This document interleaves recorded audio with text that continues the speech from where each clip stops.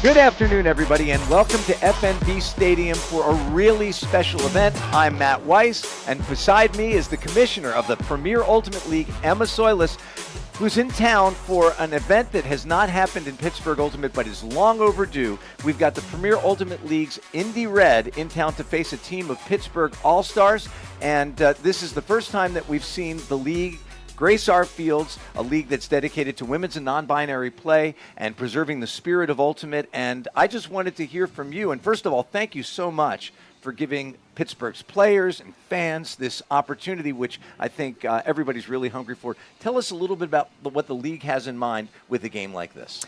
Hi, Matt. Thank you for having me. Great to have you. Absolutely. Yeah, this is our first ever Premier Cup game, and the intentionality behind this is sort of to start potentially a series. We're looking to do this in the future where we host games with a PUL team at a potential expansion city against a group of their players that they put together.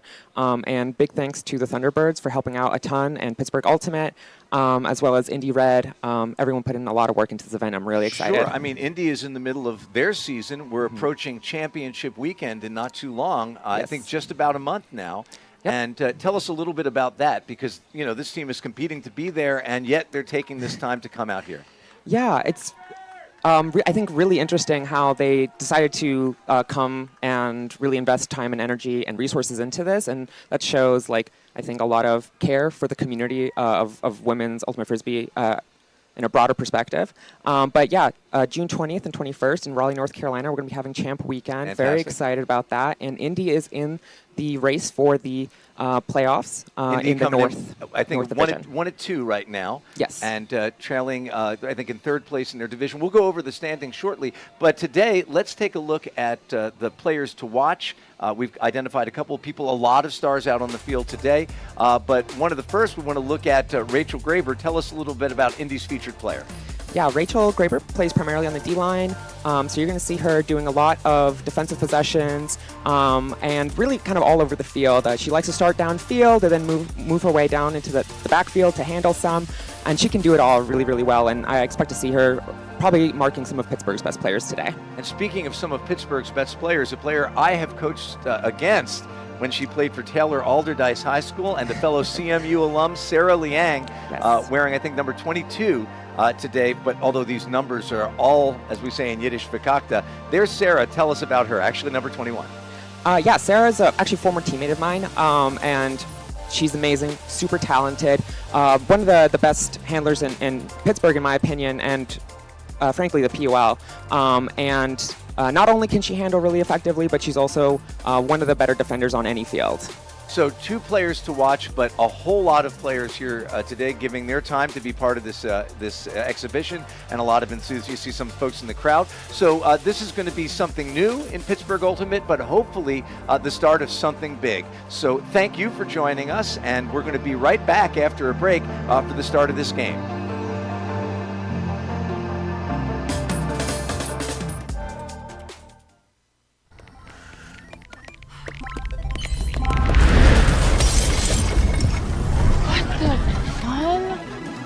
Where's Steve?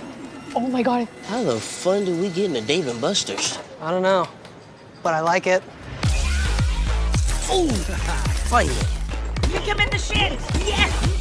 What the actual? Funnel cake fries. Half-price games now Sunday through Thursday, only at Dave & Buster's. Hello, everyone, and we're back at F.N.B Stadium on the beautiful Monongahela with the sun peeking in and out from the clouds, and a nice warm day for Ultimate. Not a lot of wind. Looking down at the flags in the east end zone, they seem to be waving languidly but not stiffly, so it should be a lot of, we hope, clean Ultimate, although it's kind of a challenge, isn't it, Emma, for a team like Pittsburgh? A lot of these folks play together on Parcha, but not necessarily on a field this size, and with a nice pull from Sutherland to start it. But it's a challenge to come out and play with an all-star team. Absolutely. New teammates, and I'm not sure how much they've practiced before this game, but I know all of the players on the field are super talented and should be a great game. Lacing one inside, Gibbs manages to pull it away from Sutherland and then sends one over the top. Rosenthal with Heideck in pursuit, and she catches it and looks like she just dropped it. It looked like, I thought for a second there was contact, but you could tell by Shani's body language, like, oh, I had the chance to catch the opening goal in the Premier Cup, but put it on the turf, and we've all been there. We've all done it, and maybe a little first point jitters. It's a tough one, and you can see she had to kind of jump in to the end zone there, and that can always kind of mess up your timing on the catch there. I find that sometimes, the best thing to do is secure the disc, and sure. then, have confidence that if you've taken it 80 yards and 2 feet, that you can get that last foot. Oh, we've got a poach block in the middle. Emily Hess, when Jenna Knowles' cut was cut off, and here's Dudley with the disc, looking, throws it back to Champ Rains. Rains looks her off and then sends it over to Graber. Graber playing catch with Rains out in front of her, and we got our first layout right at the cone. Huge. This comes back to Graber. Will they try the other door? We've got it cut right to the cone, and unfortunately it gets just beyond the grasp of Gibbs, but some nice movement and a beautiful layout to start us off, and it shows you that these players are all in, standings or no. This is an exhibition, but they're playing with everything. Very exciting start to this game. That bid was very impressive. A tough one with the disc going away from you there. You really have to make sure that you time that right and launch correctly. Sutherland looking at her options in front of her and decides to send it deep. She's got a receiver. Tracking it down is Mal Griffith. She goes up high, points it. Heidick in front of her, looking around. No stall. Now the mark comes in. She's got Liang behind her. Sarah looking, and then decides to send it to Heidick in the middle. Sutherland is over here, but instead it stops and now finds its way to Sutherland. Shannon Haupt. And it looks like this Pittsburgh D-line has mostly been running horizontal stack, but you can see they're starting to transition into their end zone offense, which is more of a vert stack. And a Knoll taking a chance, pops it up. Can Mal Griffith pull it down? She can't. Great D. Yeah, and it was, I think that it was an ambitious throw by Knoll, but, when I first started to play, somebody gave me an adage, which I've always kept in mind, used when coaching, and that is yardage for risk, risk for yardage. So if you're on the goal line, maybe that should be a point-to-point pass. You've worked it all the way down the field, and maybe take a risk for something like this. Shani Rosenthal trying to track it down. Backside help from Sutherland, didn't need it. It went too far. So Sutherland will pick it up. And what options does she have? Sarah Liang, that's a good one. Jenna Knoll going deep. Sarah fakes the huck. Instead throws it to Mal Griffith under. Heidick grabs it on the sideline, being forced towards us by Shani Rosenthal, then switched to a middle force. And the defense just kind of trying to gum up the works for Pittsburgh. Really congested on this side of the field. I would like to see them work it back towards the middle, get some space. We are famous in this town for trying to, as they say, jam it up the jam hole, and it doesn't usually work, right? Same third cuts, same third throws, especially away throws, are a challenge. Dudley's got it now. She's got Umeno out wide. Nobody on her. She catches it and then sends it to Rosenthal. Rosenthal jumps up, catches it in front of Heideck, finds Graber. Graber on the boundary, looking to see what's in front of her. Not much downfield, so she sends it back to Hess. Hess looking. Puts it into the middle, and it comes out to Gibbs. Nice break throw. Yep, the captain looking to see if she's got Dudley deep, but thinks the better of it, decides to go with patience. Umeno's got it now, and Umeno throws one over the top. Can Heidick make the block? No, Wow. It drops into the hands of Shani Rosenthal, so she gets some absolution for that drop on the other side of the field, and that was a nice throw. Floated right over the defense, and I thought that Heidick was in position to make a block, and instead, it's the first goal for the Indy Red. We're at 1-0 with a little bit under 8 minutes left in the quarter. That is a beautiful throw there. Perfectly executed, weighted so nicely, so it just floated right over the defender. Really, really impressive. A throw more into space. I mean, and we're seeing more of that, I think, in the game, where people are willing to throw what would traditionally be, that would have been maybe a backhand bender throw, and it's not thrown to intersect a receiver who was actually cutting, towards the backhand sideline, the righty backhand sideline, but was able to adjust because it had so much float, and that's always frustrating for a defender when you're underneath it and you're searching, and finally it came down in Rosenthal's hands. So 1-0 took a while for that first point, and I think that we are seeing these teams getting to know each other. Indy, of course, a team in the PUL, as we said, right now in the thick of the season. But this is not their full roster, of course. They've got some folks who are practice players, some folks who are alums, and they're being coached by an alum, and that's Coach Kate McInerney. So, they're also familiarizing themselves with each other, and, these aren't the strict OD lines that teams tend to run. Mm-hmm. And Pittsburgh may not have a PUL team yet, but there are a number of players on this team that have a lot of PUL experience, and I'm sure are used to this level of play. Absolutely. Christy Lowry pulls it down up above her head, but she manages to get to it and then sends it back to Carolyn Normile, another one of those PUL players and the star for the Surge. Nat Barnard thinking about it, instead laces it back to Normile. She sees a couple of players and decides to throw that little over the top to Heideck, and wow, pulled in at the back of the end zone by Rosa Vidiello. And that is a clean hold by Pittsburgh. Beautiful offense. I wouldn't know that this is their first game together based off of that point. Well, and, of course, and I think I might have misidentified the thrower. That was Celeste Picone. My apologies to Celeste. But, of course, these are players who play a lot together. There are many of these Pittsburgh players who play for the Pittsburgh women's team, Parcha, and others who have played with them. And then, some of these folks have played together on mixed teams like Port Authority or Alloy. And, when you live in town together, you're playing leagues together. You're playing, a lot of the folks in those blue jerseys are mainstays of the Pittsburgh Ultimate, group me, which I'm on, though I never play Ultimate.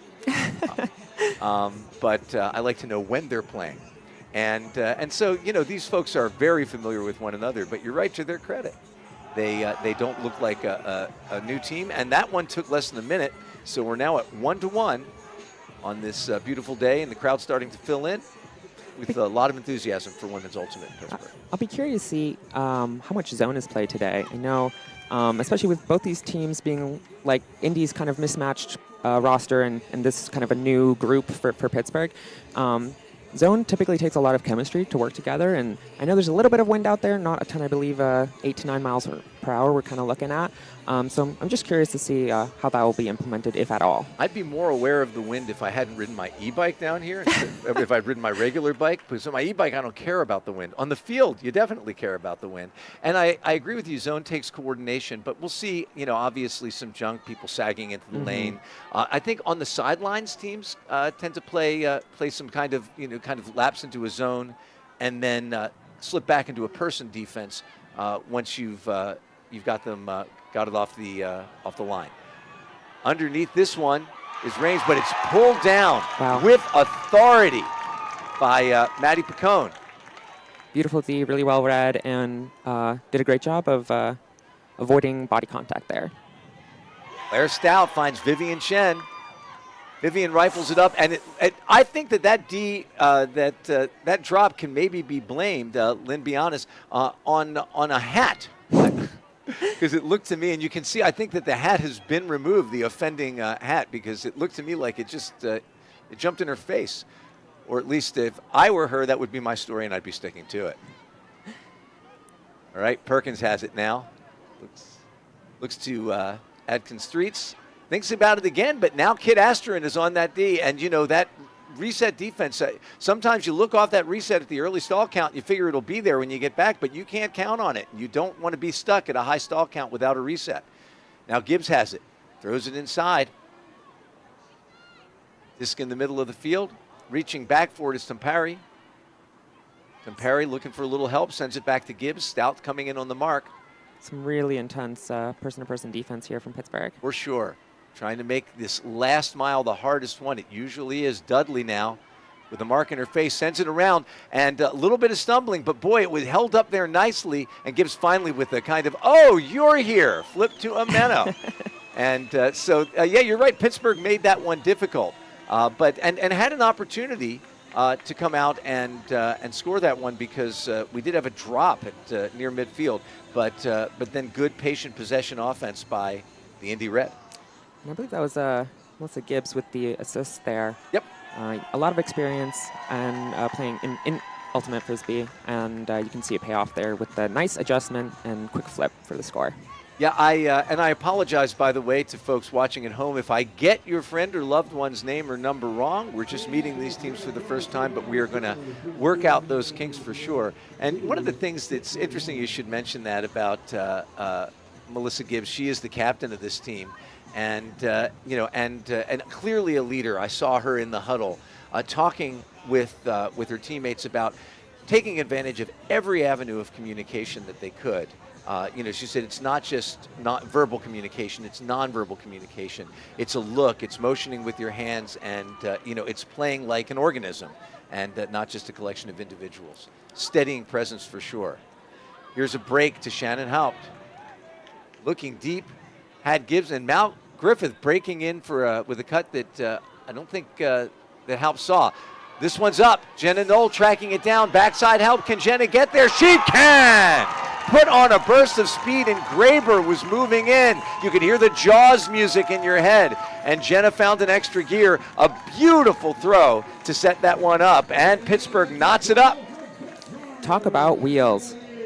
Beautiful throw here. I thought initially it was going to be overthrown. I did too. But, Jenna did a fantastic job catching up to the disc and bringing it in. And way to put just enough air under it from Jessie Chan. So a surgical strike into the end zone, and Jenna Knoll, I thought too that she might be behind it, but and you can see her celebrating there. She is such a joyful presence. She started playing Ultimate here in Pittsburgh coming out of college.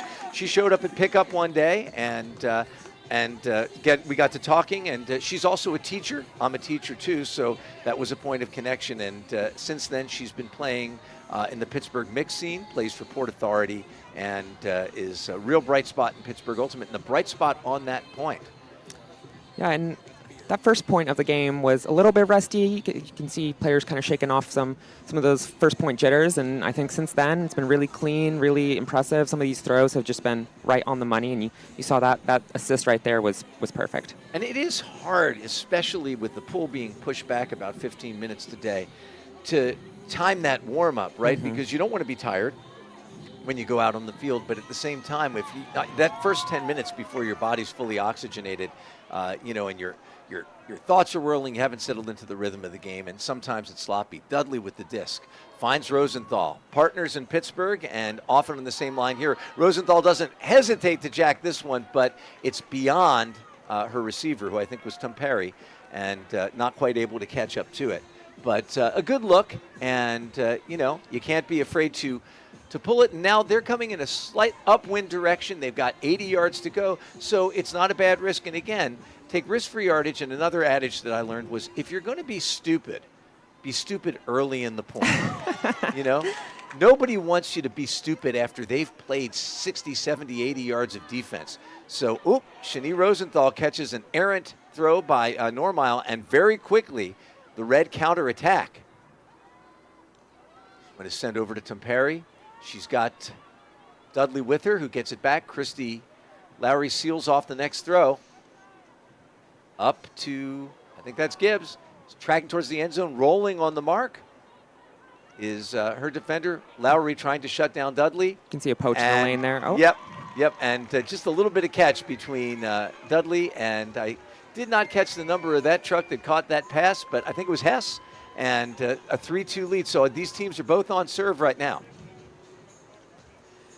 Yeah, and this is really patient offense. It's I was kind of anticipating seeing earlier in that first point, and we talked about, sometimes you want to take the easiest throw as opposed to trying to rush it. And you see how it paid off for Red there. Bailey Perkins on the catch.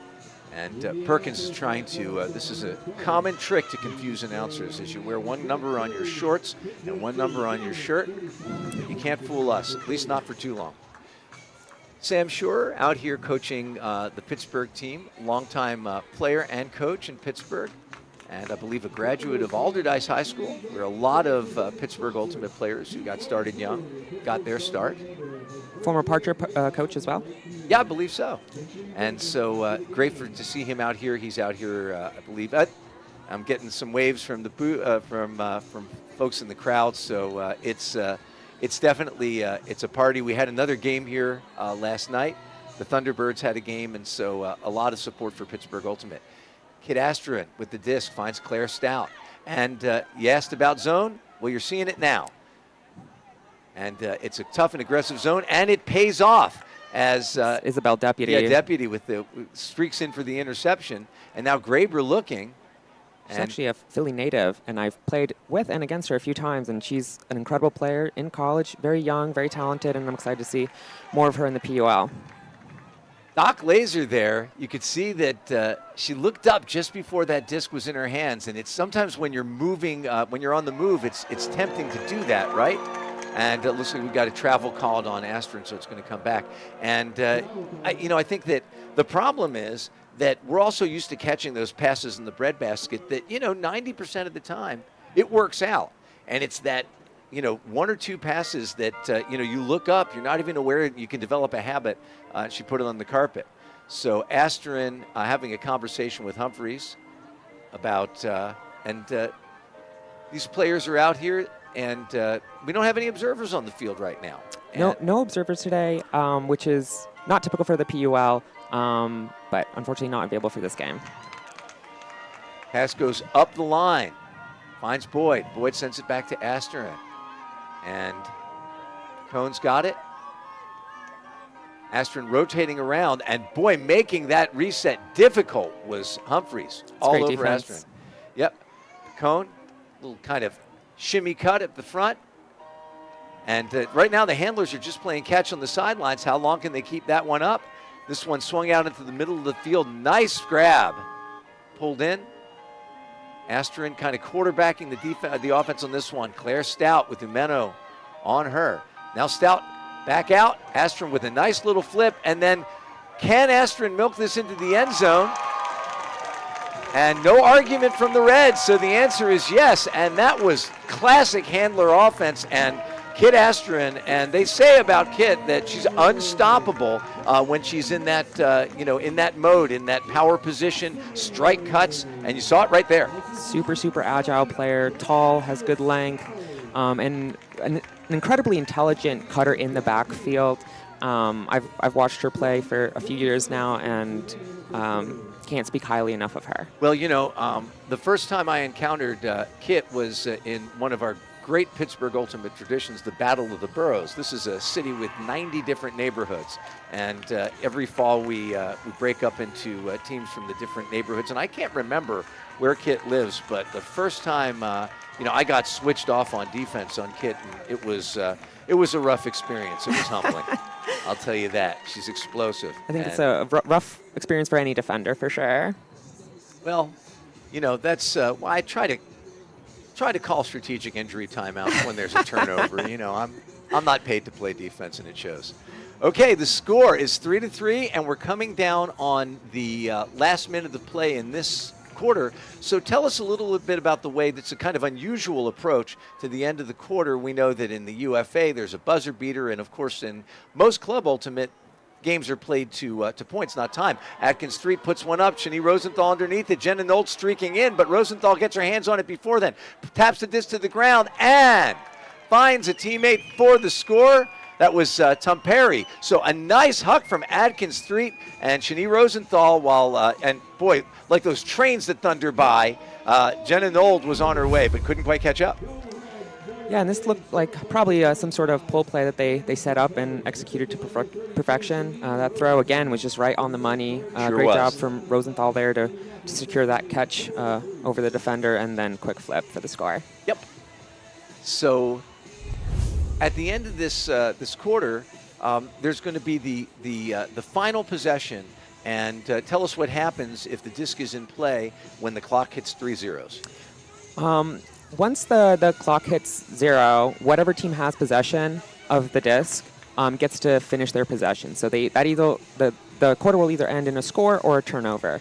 And that is different than buzzer beaters like you see in the UFA. And actually, last year and in previous years, the PUL had a buzzer beater to end the fourth quarter. And this year, we're going with consistency. So all the quarters of this game will be ended by possession. So while you won't see any desperate heaves to beat the clock, what you will see is a high-stakes possession where if the team in possession can maintain possession all the way to the goal line, however many throws they need, they score. But if it's a turnover, then the quarter ends immediately. Yeah, and we were kind of talking about this pregame, but there's different teams have different strategies revolving that. Some really try and milk the clock once it gets to around the minute mark to make sure that they have the final possession.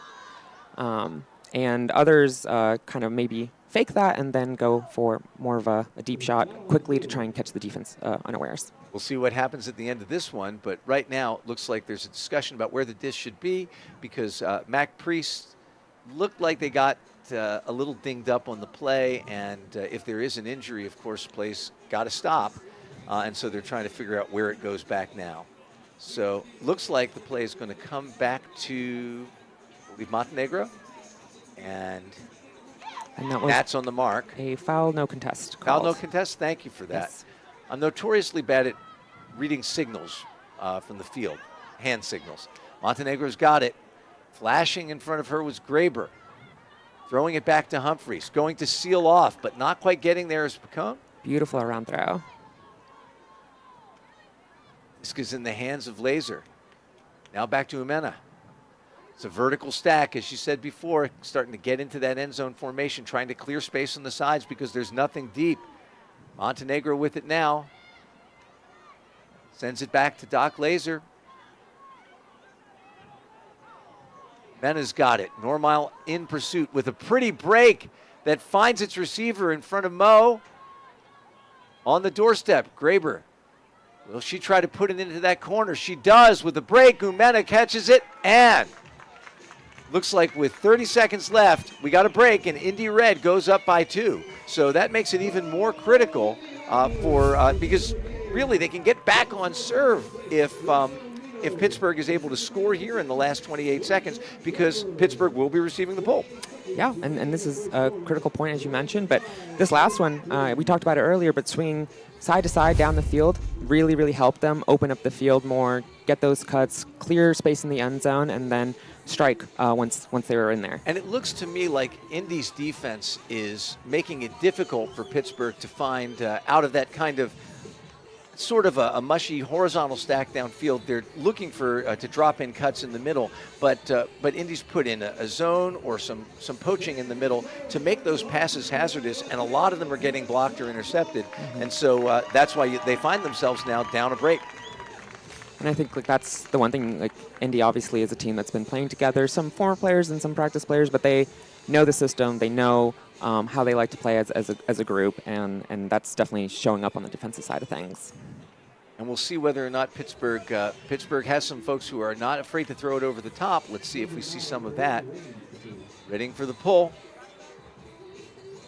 And as you said, as long as Pittsburgh can hold possession here, they can continue to advance towards a score.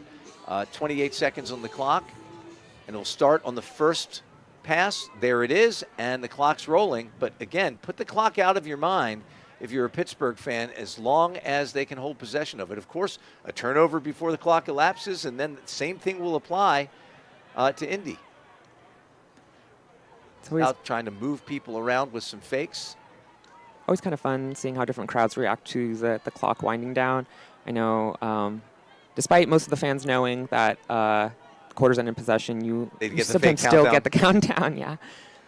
So right now, Indy allowing Pittsburgh the opportunity to move the disc back and forth across the field. You see with that three-person cup. Mm-hmm. And Shen coming in and the defense collapsing on her. But not a lot of yardage gain. But now they're past midfield. And Vivian Chen, I thought she might be in trouble because she wasn't coming to that. But now Astron's got it.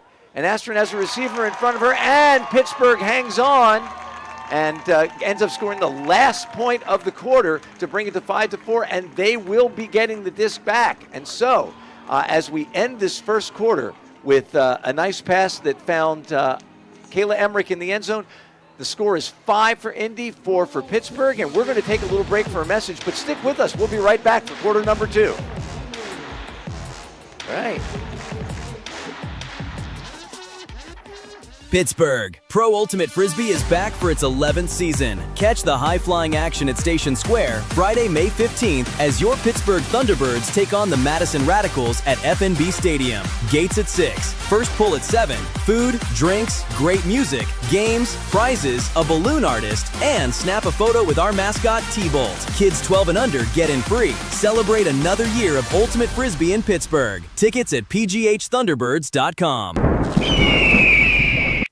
Winning in business takes more than effort. It takes strategy, clarity, and the right team. At Y Associates, we partner with organizations ready to grow, delivering bold ideas and measurable results.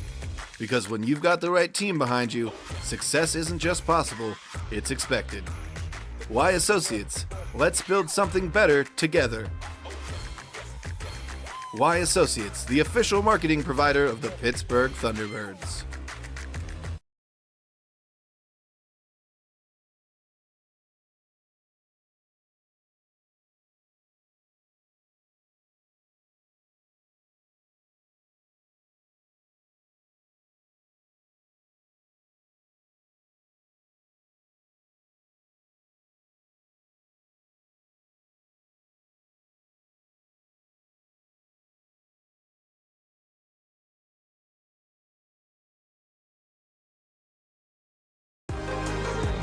Welcome back to F.N.B. Stadium on the Monongahela here in Pittsburgh, where we've got a hot one going, the Premier Cup, first ever and hopefully not the last of its kind, with the Indy Red in town to play this collection of Pittsburgh All-Stars, and they lead Pittsburgh with just by one, and Pittsburgh managed to very patiently work that disc up with the last possession of the quarter, and very exciting scoring with a toss that eventually puts them within one.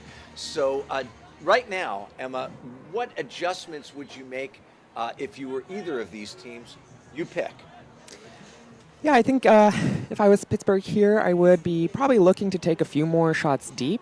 And for Indy Red, I think they're doing all the right things on defense and just continue their patient offense in the red zone. We saw a couple turns there, so cleaning that up will really help them finish off points. Speaking of deep shots, Shani Rosenthal looks like a very potent weapon for Indy going deep. She has a way of getting behind the defense. She's done it a number of times now, and the last time I think we saw Atkins Streets hit her with a really nice huck right on the goal line. So if your Coach Kate, you might be thinking about utilizing her, and she'll pick her spots. And of course, she's also got Dudley on the field with her. They play a lot together, and it looks like everybody's looking for her to make that cut. So Pittsburgh's going to get the disc. And they've got, looks like they got Mal Griffith on the field. Let's see. Are these teams switching sides? I think we're switching sides, yeah. I've found this happens sometimes with high school players. I coach both the high school boys and girls teams. And Claire Stout and Mac Priest coach one of our rivals, Fox Chapel. And I've seen games where there's a turnover near the goal line, and both teams get confused, and they switch goals. Yeah. And in practice, I'm actually loath to tell them. I like to see whether or not I can get them. They can go so long before somebody says, stop, I think we're going the wrong way. These players won't confuse which goals they're going towards after the quarter starts, but it's easy to forget, especially without observers, where the quarter begins. But in the east end zone, with Philadelphia behind them, the Red will pull to Pittsburgh, and you can see one of the iconic sites here at our beautiful venue is the Gateway Clipper Queen that is heading down towards the Ohio River and the Mississippi. Won't get that far. It'll make a right turn, go up the Allegheny by Acrisure Stadium and then PNC Park, and this is just one of several really beautiful sports venues in Pittsburgh. A beautiful pull that goes almost to the goal line. Sutherland's got it, and we're seeing looks like that zone defense again. How will Pittsburgh respond? Nice diving catch there to secure possession. Yeah, and I'm a very old person, and so I don't really like playing on artificial turf. And when you go down on your knees to catch a pass like Mal Griffith there, you're making a skin graft donation. For sure, lots of road rash, I like to call Yep. it as a player. And actually, talking about turf, we actually have a preference for grass fields for our teams I am because so of glad. some issues with injury risk. But obviously, you make do with what you can, and if teams have to play on turf, they have to play on turf. But And that's a good we're policy, I trying to push towards grass when possible. Unfortunately, the Sutherland's pass found the turf, but sneaking in for a block. And, you called it, Emma, earlier. You said a great handler, but also one of the better defenders in the PUL, Sarah Liang. And now, with the disc on the sideline, it's Picone being forced towards us. I don't know how many hand blocks I've seen Sarah Leanne make, but it's been many. Sutherland finds her target in the end zone, finishing that point to, and I'm going to get it right this time, Jessie Chan. And so Pittsburgh does get that equalizer, and now it's 5-5, and they're back on serve. A really beautiful block. You're right, that hand block from Sarah Liang, lightning quick reflexes like a cat.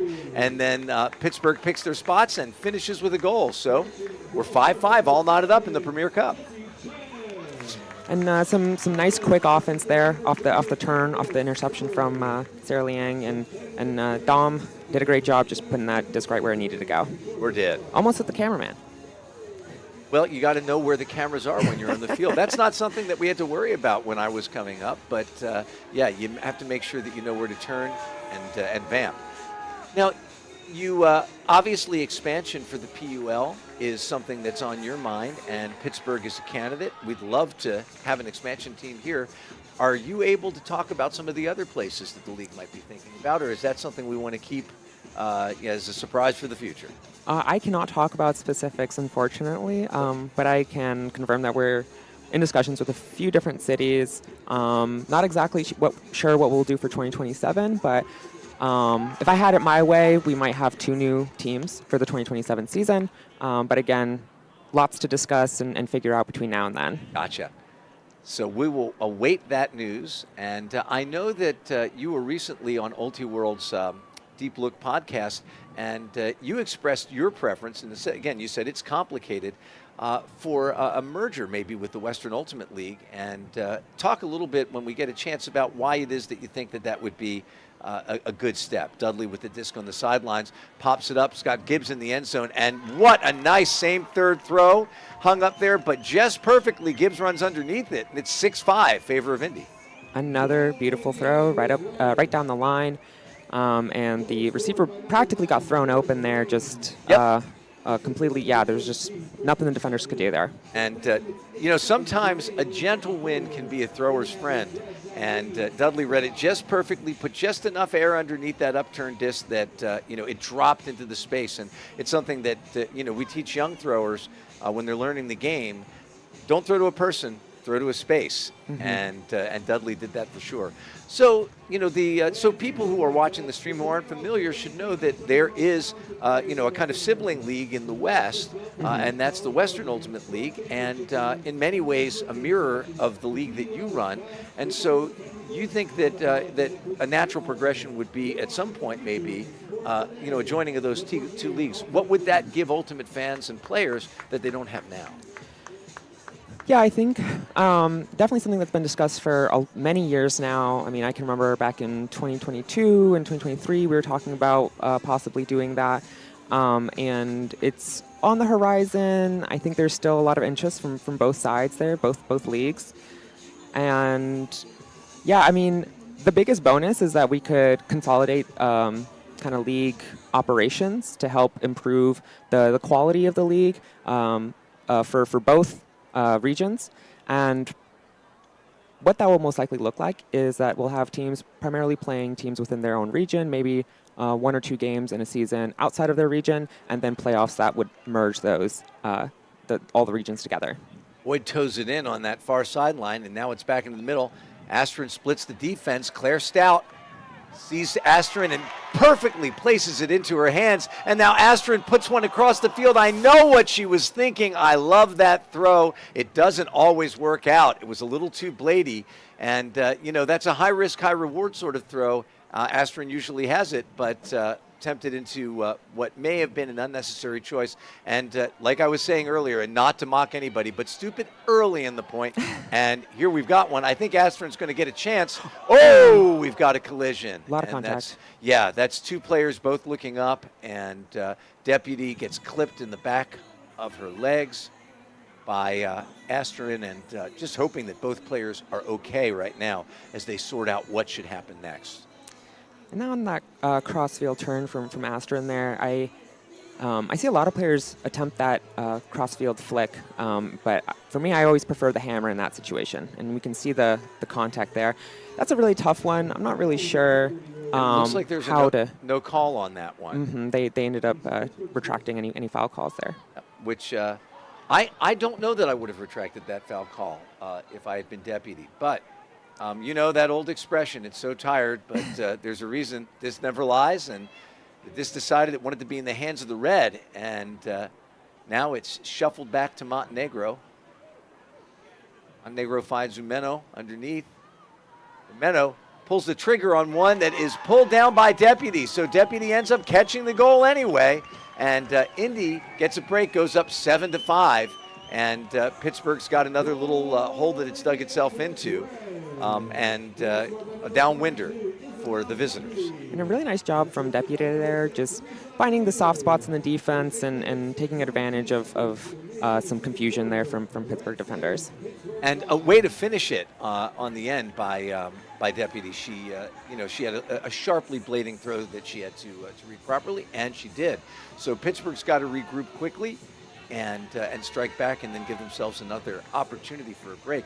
You know, it strikes me this is something that people who are only familiar with Pro Ultimate don't realize, is that these players play all over the country, club and college tournaments, devote so much of their lives and a lot of their resources to playing this game that we all love, but rarely have the opportunity to play in front of their friends and their family. Certainly, if their games are streamed, it's a handful of people who even know that it's happening. And one of the things that all the pro leagues, but the PUL, the WL, and a joint league would do is give people in all different parts of the country an opportunity to see some of the best players who aren't in their regions. And it would really be a treat for folks out west to see some of these folks who, obviously they go out west, but they're at some field complex on a weekend. Yep. And this single game format that we see in the pro leagues, it's not something that a lot of players are used to. It has its benefits and its drawbacks from a player's perspective, but I think from a fan's perspective, it's fabulous. It's why I love the PUL so much. It really gives players the opportunity to be spotlighted and to be appreciated for their talent, and it's really what we're trying to do here is make sure that every player gets their opportunity to be on the big field and in front of their family and their friends. And yeah, I can tell you that it's really special just to be, as a community, to have a place to be together, where not everybody's playing, but where everybody can come together. And then at the end of these games, when folks come out onto the field and throw with each other, and it's joyful. It's not something that you see in most professional sports. Here's a shot at the end zone. Jenna Nold back there. Oh my gosh, catching it over the line just barely, but we get a call of goal. Wow. And we'll take a look at I think that may have been out, but I think Joni Cha just said, how can I take it away? What a play. Tipped, and then the layout to save the point there. I need to see this replay about 100 times, I think. Yep. And take a look at that back line, tracking the disc down, and you're going to see Cha get up there, and they get a hand on it, and Noel does not miss a beat, keeps tracking it, reaches out. The disc comes down. We're slowing it down. What great camera work. And does she get it? In. She does! That is in. That is something, and boy, give a hand to our production team for getting that shot and slowing it down for us. And hey, who needs frame observers, Yeah. And what I loved about Joni Cha's goal call was that they weren't just acknowledging the goal, but joyful to see a fellow player make a play like that.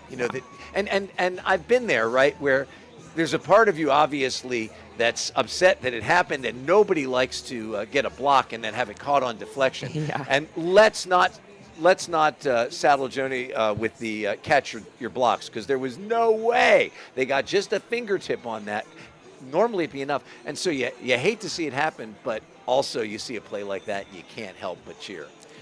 And that's a beautiful thing about Ultimate Frisbee is we talk about the spirit of the game a lot, and it's great to see competitors respecting each other and calling what they believe is right, whether or not it's good for their team. Sure, because, and I remember actually it's a really vivid memory for me here, and Perkins is walking this brick in. Of course, when the pull goes out of bounds, then the receiving team can take it inbounds.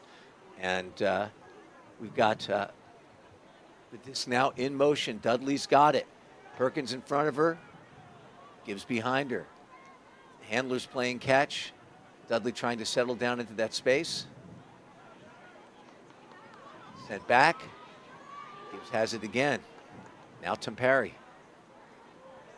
Good movement among these handlers as Pittsburgh tries to put a little bit pressure on the reset, and they did, and that's just a miscommunication. Perkins zigged, and Gibbs was expecting her to zag, and now Normile's got it. And can Pittsburgh make something of this break opportunity? Coming out of the backfield, this one's popped up, and it finds, I can't see if that's, is that Heideck? No, I don't think it is. I think I've got the number wrong. And in the process of trying to figure it out, I missed the call. Tell me what I missed, Emma, while I was with my reading glasses looking at a roster. There was a nice shot down the line into the front corner of the end zone. Great goal from Pittsburgh. It's like Vidiello. Yes, correct. Yeah. Beautiful. And then here we see it. And I believe that Normile and Vidiello toes it in right in front of Tampari. Yeah, I have to learn when it's safe to look away, and the answer in the Premier Cup is it's not safe to look away. Too much action. And we're seeing a little bit of action in the skies around Pittsburgh as, we are now shrouded a little bit in the gloaming, and hopefully there's not a thunderstorm that's going to come and interrupt this game, because nobody wants to have to take cover. It's been really fun. It's been a fun game. It really has. Lots of shots, lots of exciting plays being made. And, you mentioned earlier on that it's not standard in the PUL to have unobserved games. And look, for folks who are more familiar watching this stream with the UFA, where you'll see your traditional zebra-striped referees out there making calls, that's not really the tradition of Ultimate. Ultimate is a self-officiated game. But when the stakes are high, obviously there can be disputes, and nobody wants to watch an argument unless you're a fan of debate, and that's not what this is. And so observers can play a role of making some calls actively, but mostly being appealed to. But most of us grow up playing Ultimate, making our own calls, and there is a system for it, and I think that you're seeing that working really well here today. Ooh. And you can tell, I trust these players to make the right calls and to have civil discussions, and they've been doing it. And even though having observers is the norm in the PUL, players are still encouraged and are supposed to be making their own calls and talking through things together. Really, the observers are just there to keep the game moving. And that's their primary function, and so far the players are doing a good job of that. Stout jumps up, tries to get her finger on that disc, but it goes right over her head. What a perfectly placed throw that finds Gibbs in the end zone, and it puts the Indy Red up 8-7 about halfway through this second frame. I was sure Stout was coming down with that one, but perfectly thrown. Another kind of bladey outside-in throw there, and quick goal again for Indy Red. Yep, and forgive me, because that was Champ Raines on the receiving end of that one. And now that's a situation where, or maybe it was Raines on the throw. We've got two faces up on the scoreboard.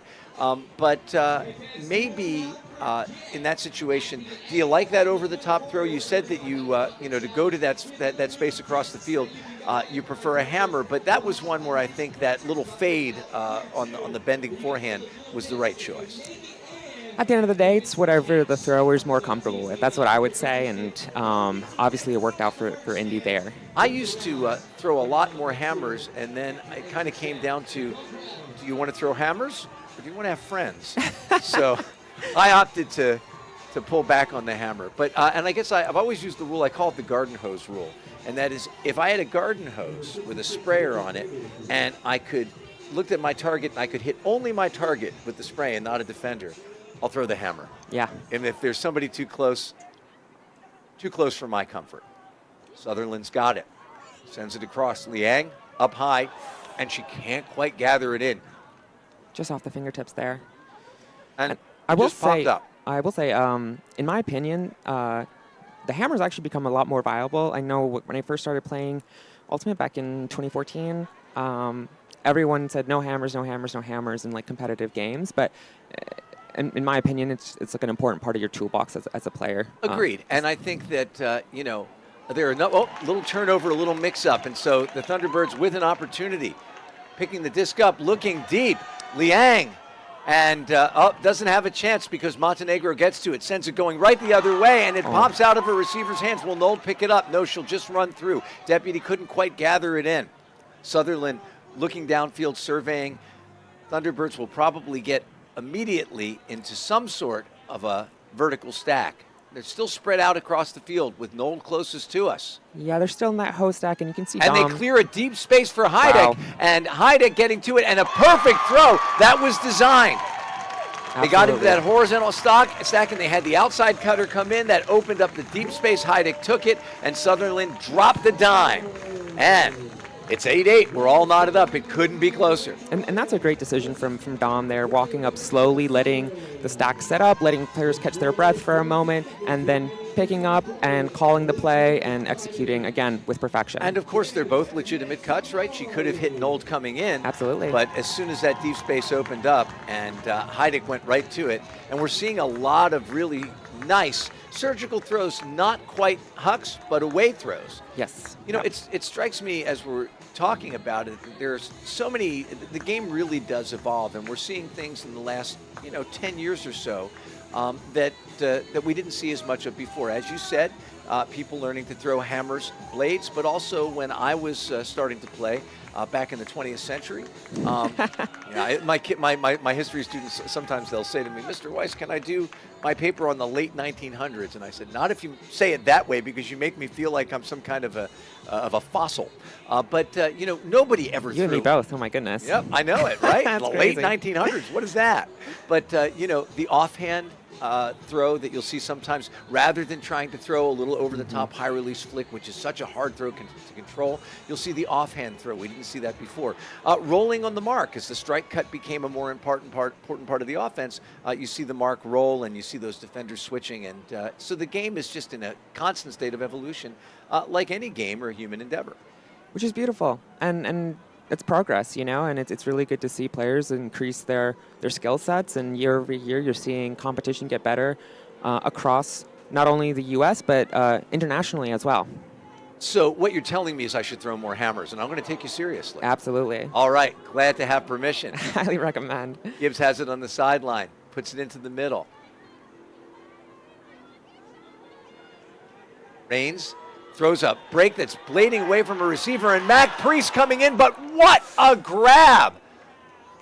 A lot of contact on that one. Yeah, it No was. call. No call, but Perkins rips off the hat. Seen a lot of hats and a little bit more contact at the front. You see Mac Priest trying to get into Perkins' space, and now striking into the open space in front of the thrower, but not really seen by Temperi. Instead, a hazardous throw, put up a little bit more blade and more float than I think she wanted. And now Normiles got it. She had a look downfield at a receiver, but instead it's thrown shorter by Mo Johnson. And now we've got this one. Christy Lowry tracking it backwards, and she manages to pull it down in front of her defender.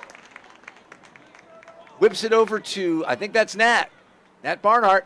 She's got Mac Priest running into space. Instead, she throws it across the field, and Normile pulls it in. Great sequence for Pittsburgh, who grabs the lead back from the Indy Red. And that's one of the first leads I think they've had all game, if not the first lead. Yeah, and a lot of blades on this point, a lot of blades, and they're working out for Pittsburgh right now. Yep, Christie read that one perfectly, and then a nice over-the-top backhand flip from Barnhart to Normile, and now Pittsburgh's got the advantage. How will Indy respond? We've got 2:48 left.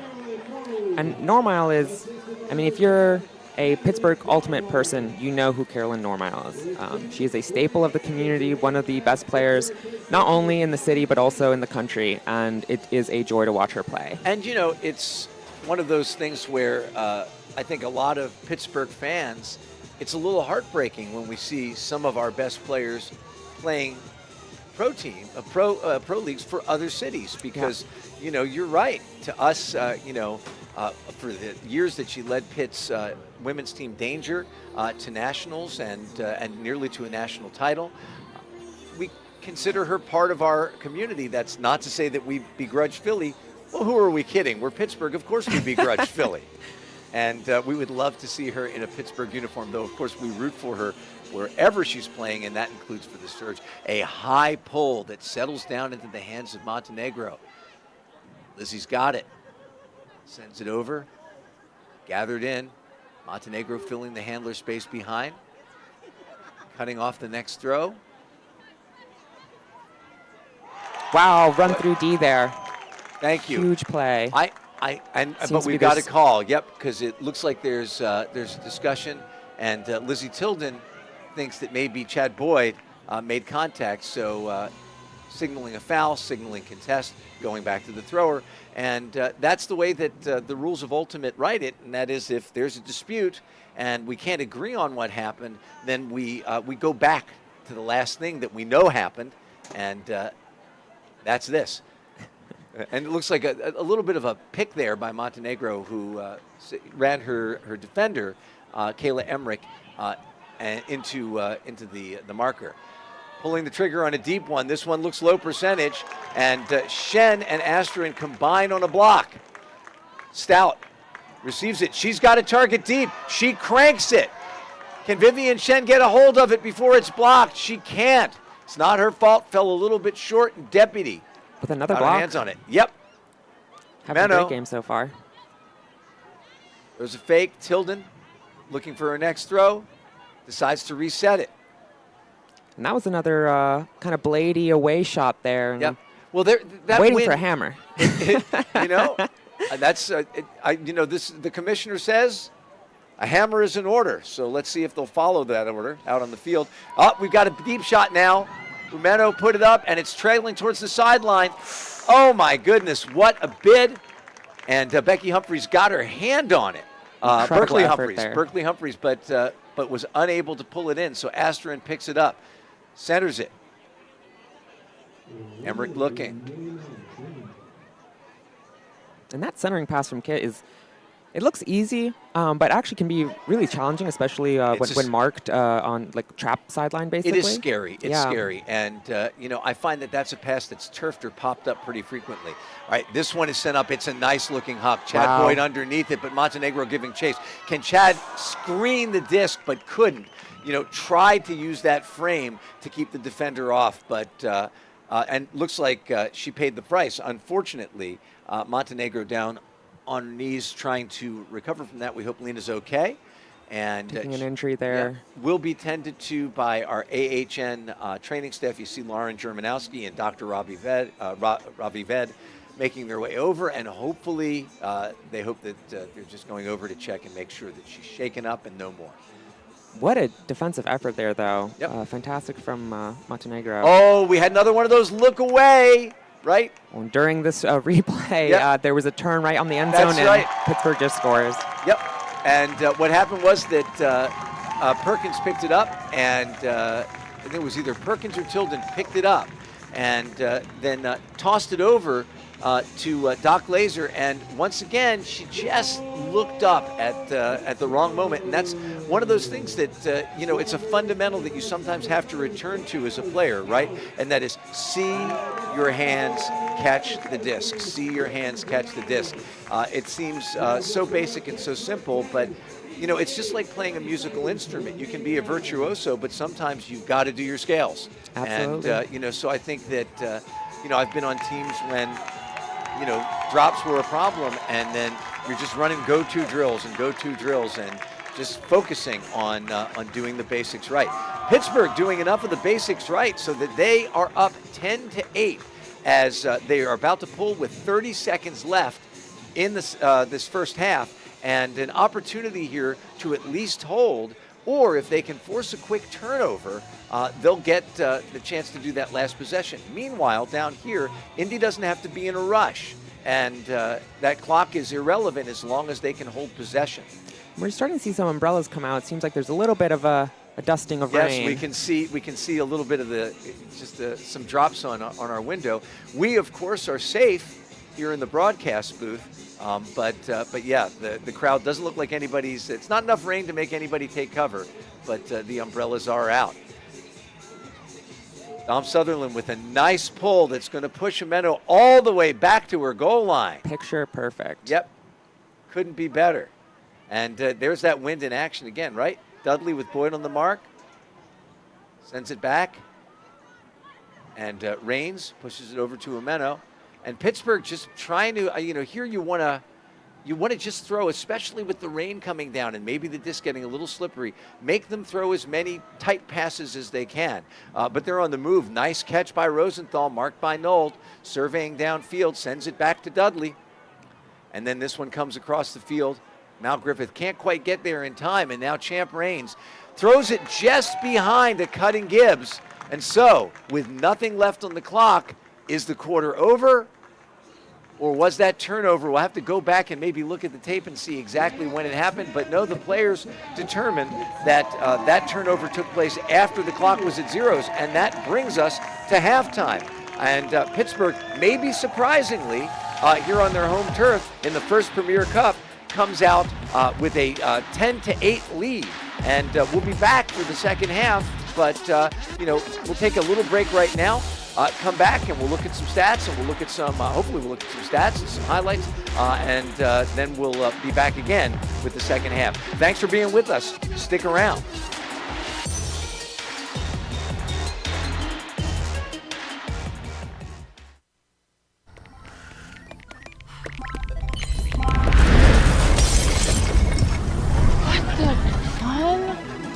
Where's Steve? Oh my God. How the fun do we get into Dave and Buster's? I don't know, but I like it. Oh, fine. Kick him in the shins. Yes. What the actual? Funnel cake fries. Half-price games now Sunday through Thursday, only at Dave & Buster's. Winning in business takes more than effort. It takes strategy, clarity, and the right team. At Y Associates, we partner with organizations ready to grow, delivering bold ideas and measurable results. Because when you've got the right team behind you, success isn't just possible, it's expected. Y Associates, let's build something better together. Y Associates, the official marketing provider of the Pittsburgh Thunderbirds.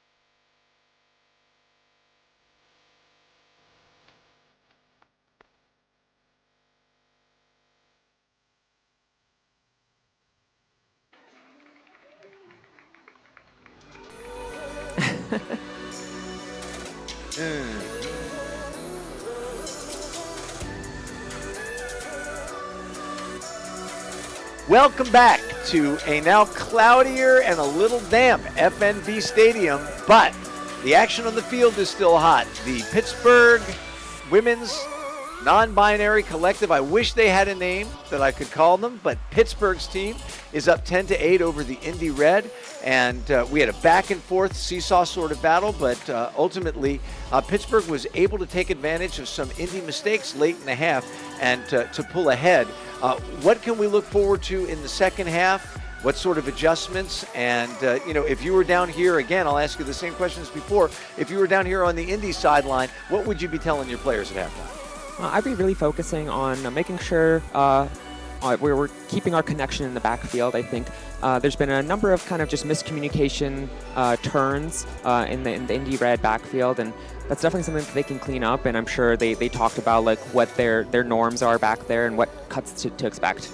And they do need to keep a hold of the disc and not have those unforced errors because when they don't, the Thunderbirds have figured out how to strike back quickly. Of course, we're seeing some quick strikes from the first half. A beautiful over-the-top huck here, and probably the play of the game so far with Jenna Nold catching a deflection from Joni Cha and towing it in the back. Carolyn Normile finding Rosa Vidiello at the cone. And of course, I'm still not over the toe in. I know it. And again, such a nice job by our camera crew. But then the Red striking back there with Gibbs, and a great pull down there from Heideck at the end of the quarter. So, and then Barnhart over there finds Normile. So all the big names turning up and stepping up and making plays. And now we're about ready to start.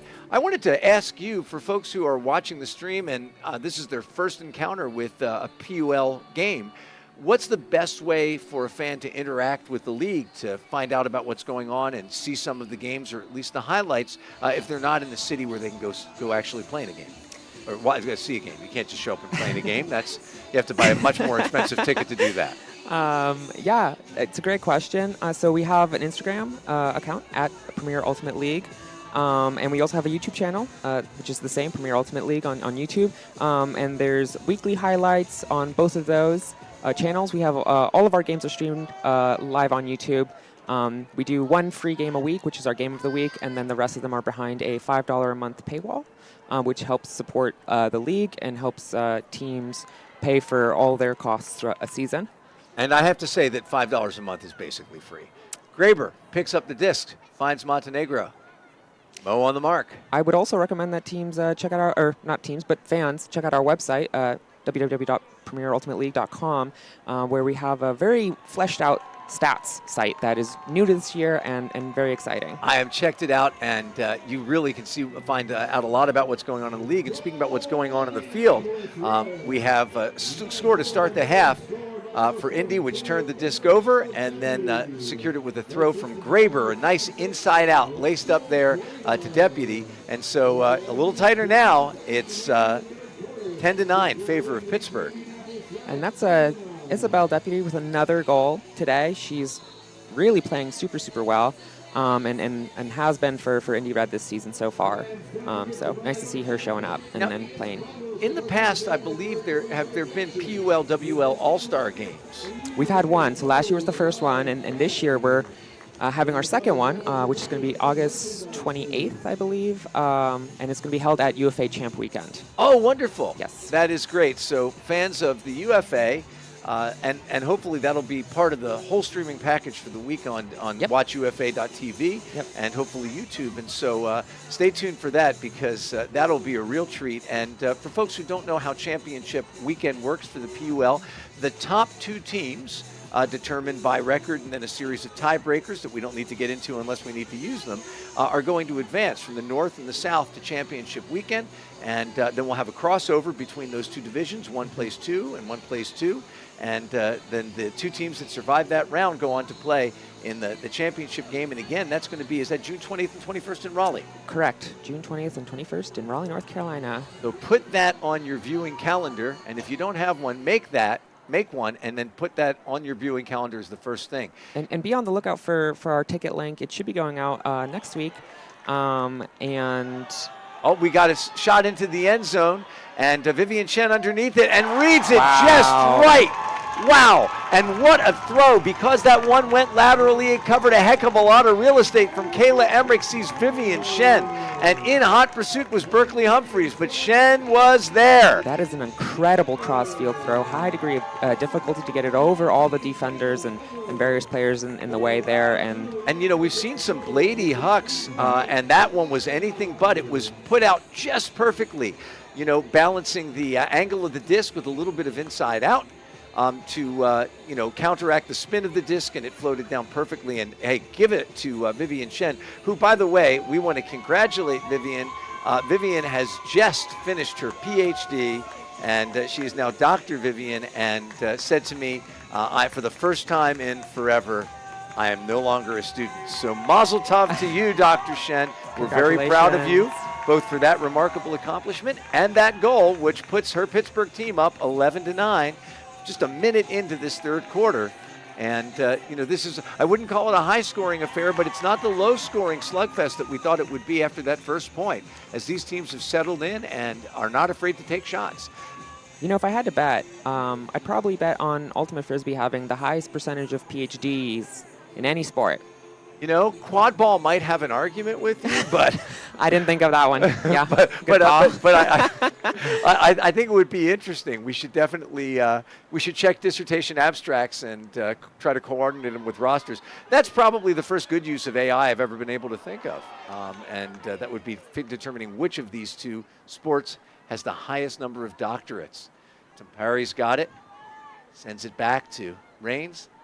Now Dudley in the power position for a moment and sends one across the field. There's one of those sharp blading forehands, and this one works out absolutely perfectly, finding Tampari. And we're back to 11-10. What a nice shot by Dudley over the top.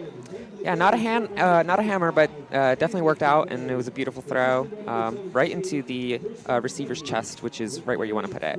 You know, another one of the throws that I've added to my toolbox in recent years was when you see somebody, when you're being forced to the forehand side, and we've seen a number of these throws, you know, and I suppose this is in some ways a cousin of it, the one that Dudley just threw, but somebody cutting into the break side and you're being forced forehand.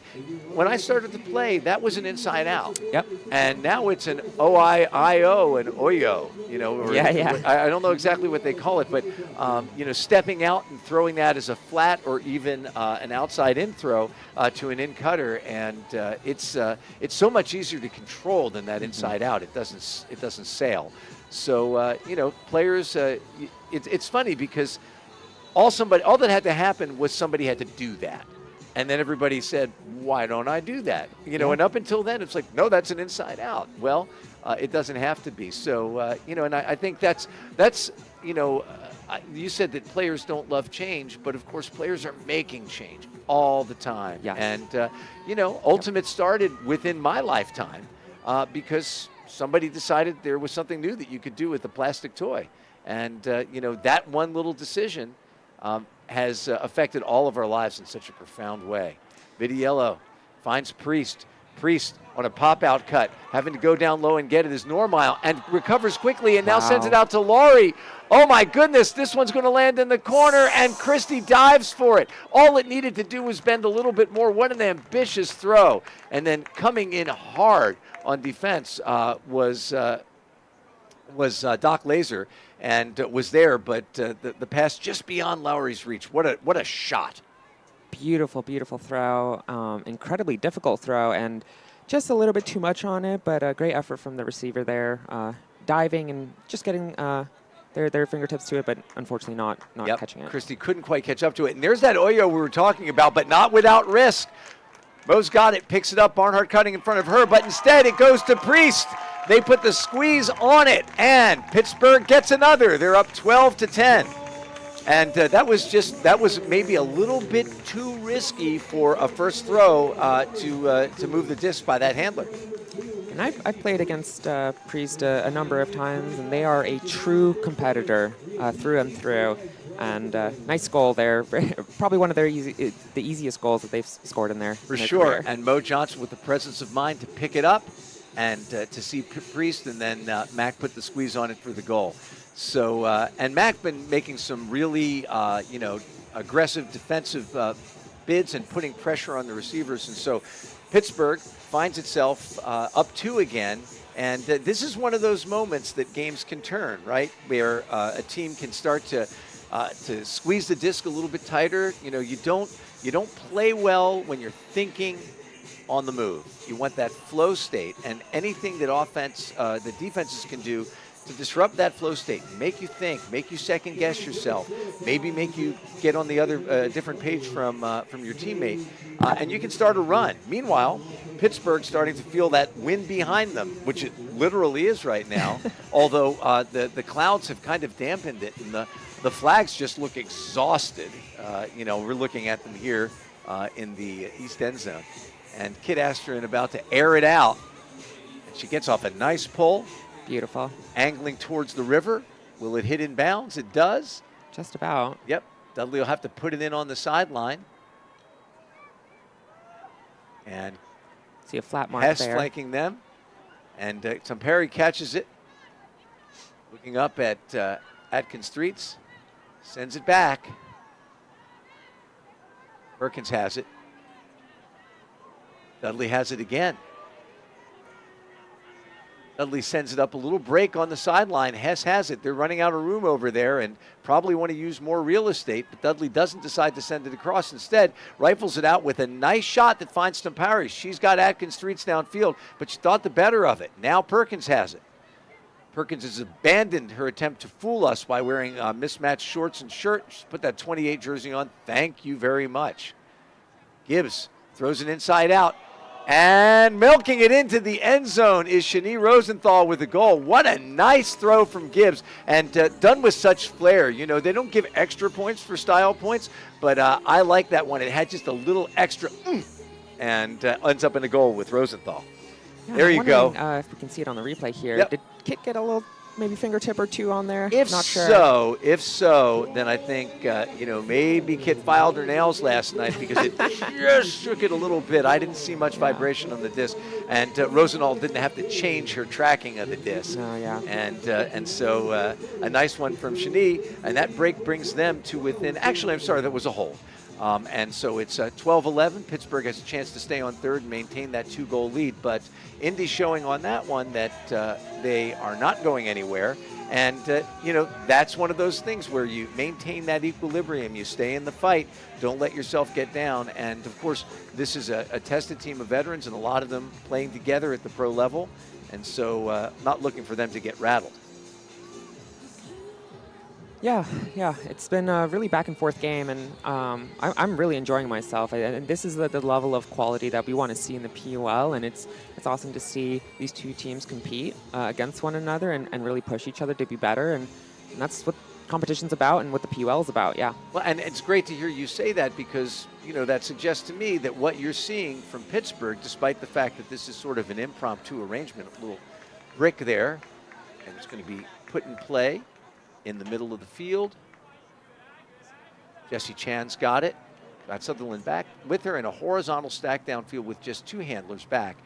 And so what you're seeing from Pittsburgh is of the quality that you're hoping to see from a pro team, which is good to know because, again, a nice going down to secure the catch is Jenna Nold, but unfortunately it popped out of her hands when she hit the turf. And now, with a chance to go the other way, is Lizzie Tilden. And this could be a big break here if Indy Could manages be. to punch this in. Deputy's got it. Throws it out in front of her receiver. Thought it was coming to Chaw, but it wasn't. Doc Laser catches it. She puts it across. Oh. And laying out to try to secure it was Chaw, but they couldn't get to it. And just bounced off their hands. That was a tough one. Now here comes Shannon Help coming in to stop a defensive bid by Chaw Sutherland with them. And now Sutherland looking deep, cranks up a backhand. Mal Griffith back there, but she's got company. Griffith Umeno, who's got it? And it's just beyond the reach of Mal Griffith. A nice punt, but it could have been so much more. Nice defense by Umeno. And neither one of them able to really get position on it. Now, in the hands of Laser.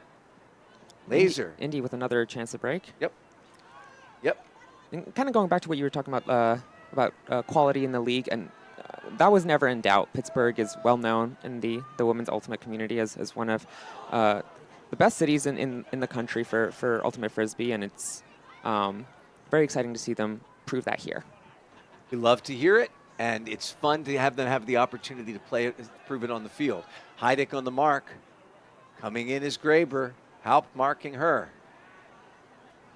Up jumping, and Heidick again. Heidick's had a couple of near misses, but Graver took advantage of that bid right along the sideline. Haupt with the mark, and then flashing in front was Berkeley was there for a second, and then that one splits two defenders for a goal. Doc Laser on the receiving end.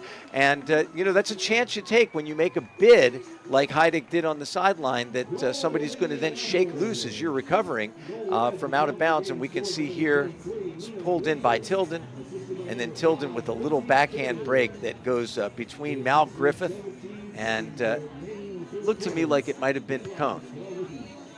Nope, Jesse Chan. So, yep, by the time this game is over, when it won't do me any good, I'll know everybody's name and number. But the numbers you need to pay attention to right now at the midway point of the third quarter is 12-12. You're back to a tie game. I'm curious to see how this quarter ends. Yeah, and you had the sense that little two-goal cushion, just like the two-goal cushion that Indy had established early in the game, wasn't going to last. So a little conversation on the sideline as Pittsburgh looking to regroup, and Kit Astron leading the discussion.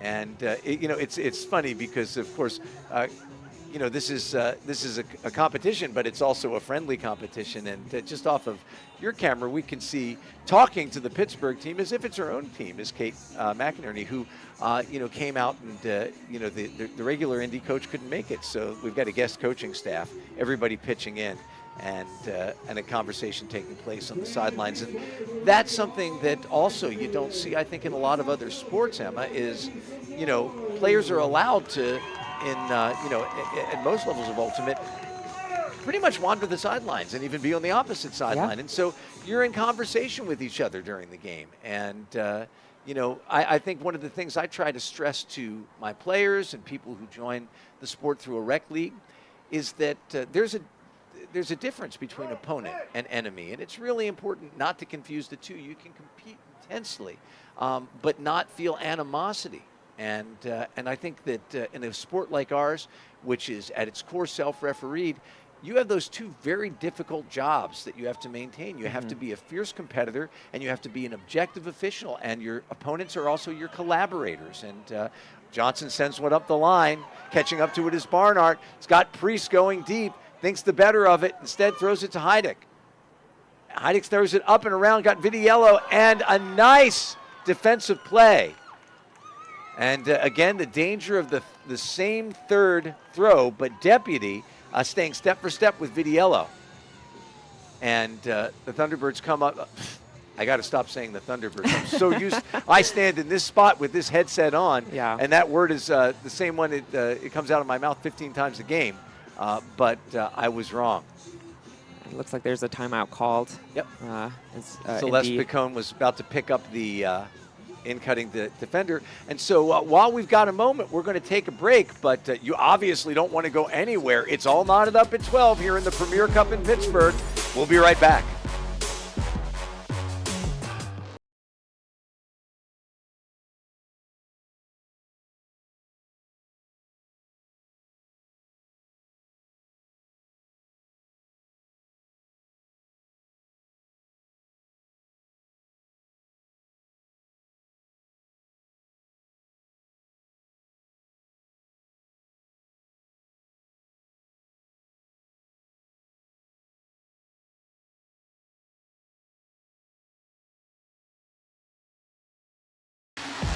We are back at the Premier Cup as the weather has given us a little bit of a respite, but we don't want to say it too loud because we don't want to anger the Thunder Gods. Meanwhile, a timeout here with a chance for the Indy Red to go 80 yards and re-grab the lead here. It's all knotted up at 12-12 in this one-of-a-kind, but hopefully first of its kind, PUL game. here in Pittsburgh. It doesn't count in the standings, but it counts for a lot for the league and for the Pittsburgh women's non-binary ultimate community, for the fans, and for the city. So You can see Indy set up in a diagonal stack right now. Let's see, this is clearly rehearsed. We'll see what they end up doing out of this set. could be a parting the waters. That's what we always used to do out of the diagonal stack. Let's take a look at Pittsburgh players positioned on either side of the stack. I think it's probably going to be kind of a poachy, whoever little runs clam. into you first, you kind of pick up. So we've got a clock issue right now, and there are 7 seconds that should be on the clock that somehow elapsed into the ether, and so they've got to get the, looks like they're just going to allow those 7 seconds not to exist. So we have power over time here, and the disc moving in tight spaces, and a bid by, oh my gosh, Picone. Celeste, yeah, yeah. Celeste Picone lays out and looks like she paid for it. She's hobbling a little bit, but don't bet against her to finish this point. Christy Lowry sends it out, tracked down, and it's too low. Oh my goodness, that is one that Carolyn Normile wishes that she had back, no For doubt, sure. because after a nice break by Lowry, and you know, we could be looking at a little bit of the conservation of greatness principle in action there, because Normile made a nice grab, get it at her shoe stops, and sneaking behind the defense is Shani Rosenthal, but she cannot grab it before it goes out of bounds. She is not Elastigirl. Would have taken a very long arm to pull that in. So a couple of miscues, and Pittsburgh with an opportunity to hold here, but I think both of those throws that just got turned, both throwers probably want those back. yep. Well, there's no place to go but forward. You can't get a throw back. And filling is Celeste Picone. A little backhand. Christie finds her. Looking to throw it to Priest, but Atkins Streets was right there. Instead, it's jacked across the field to Normile. She's got a shot to Priest.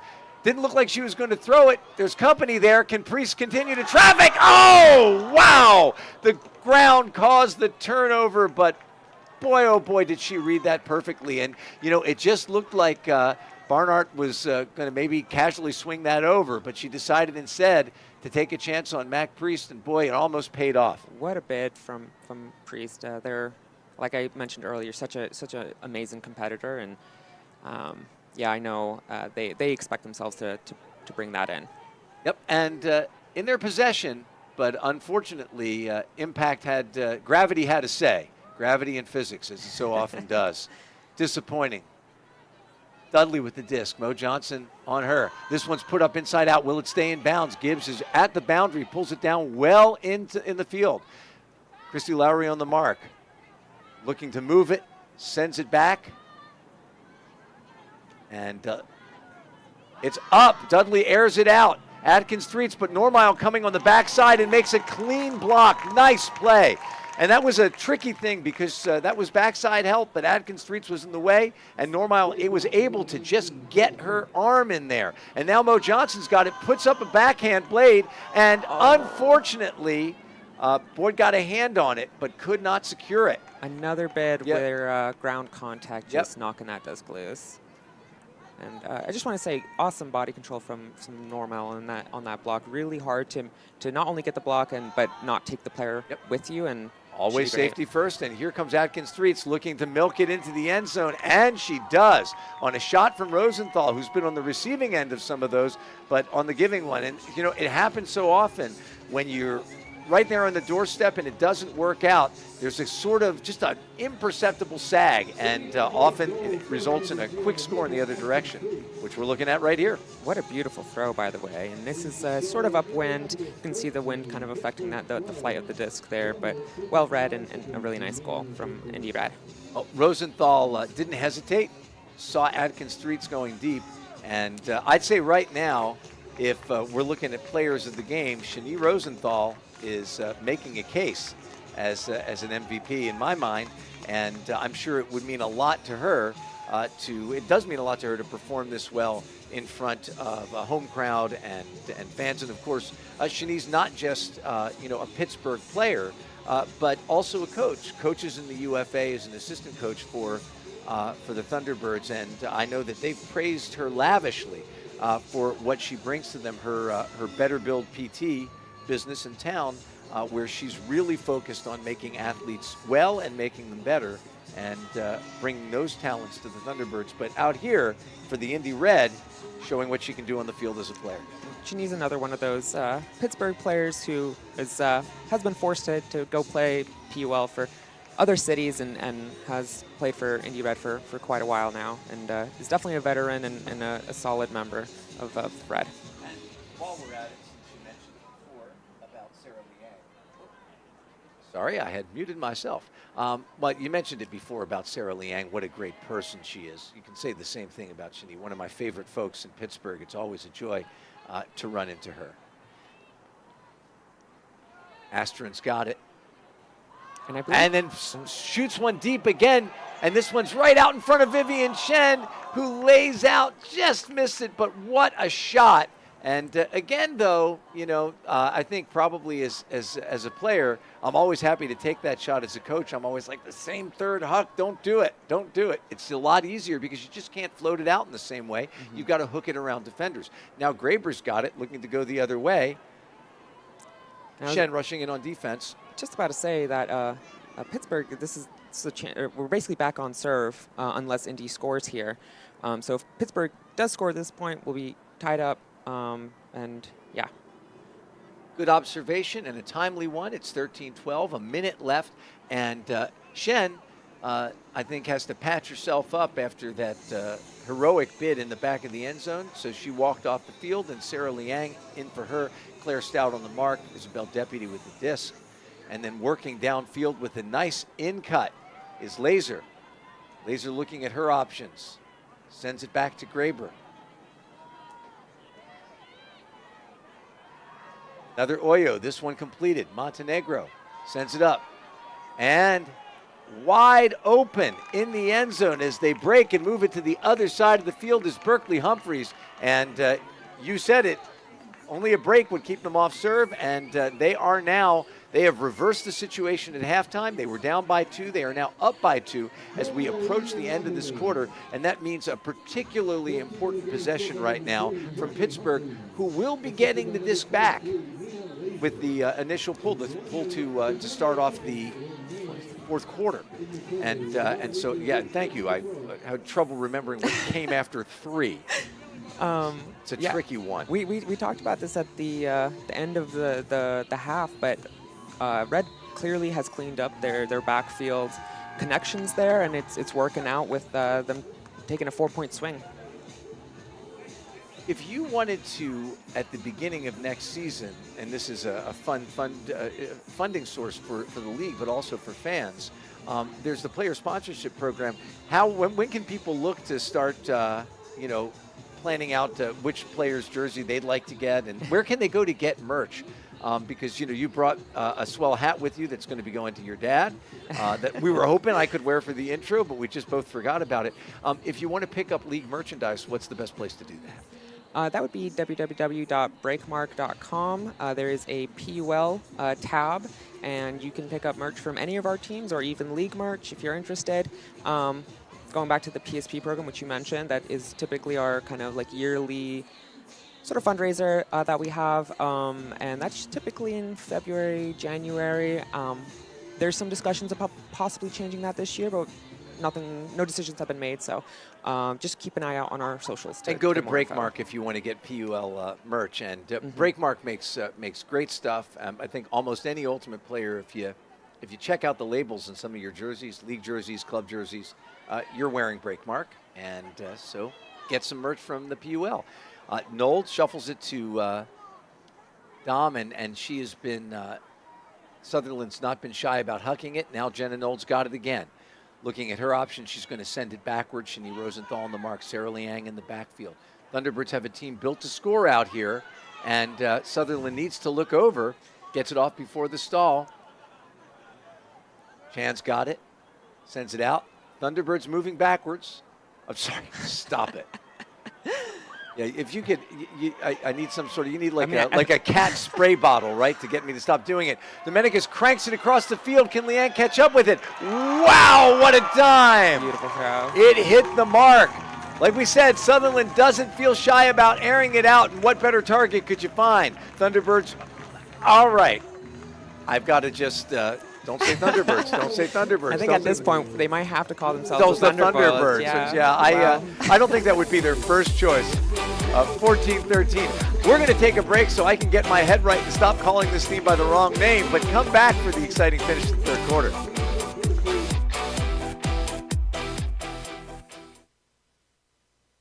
Winning in business takes more than effort. It takes strategy, clarity, and the right team. At Y Associates, we partner with organizations ready to grow, delivering bold ideas and measurable results.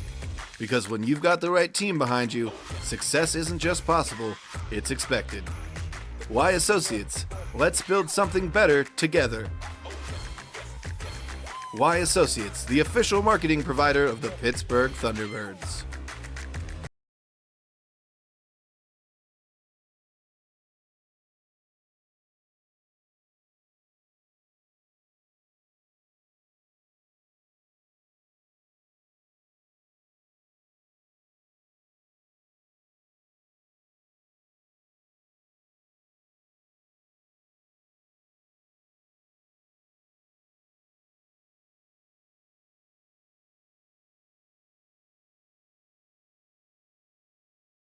Storage has the extra room you need. For more than 3 decades, our storage facility in Elizabeth, PA has offered secure, affordable, and accessible storage solutions.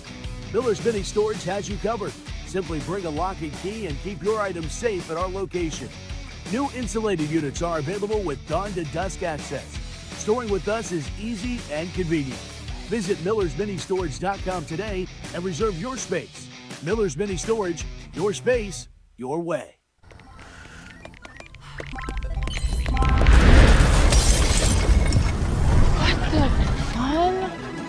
Where's Steve?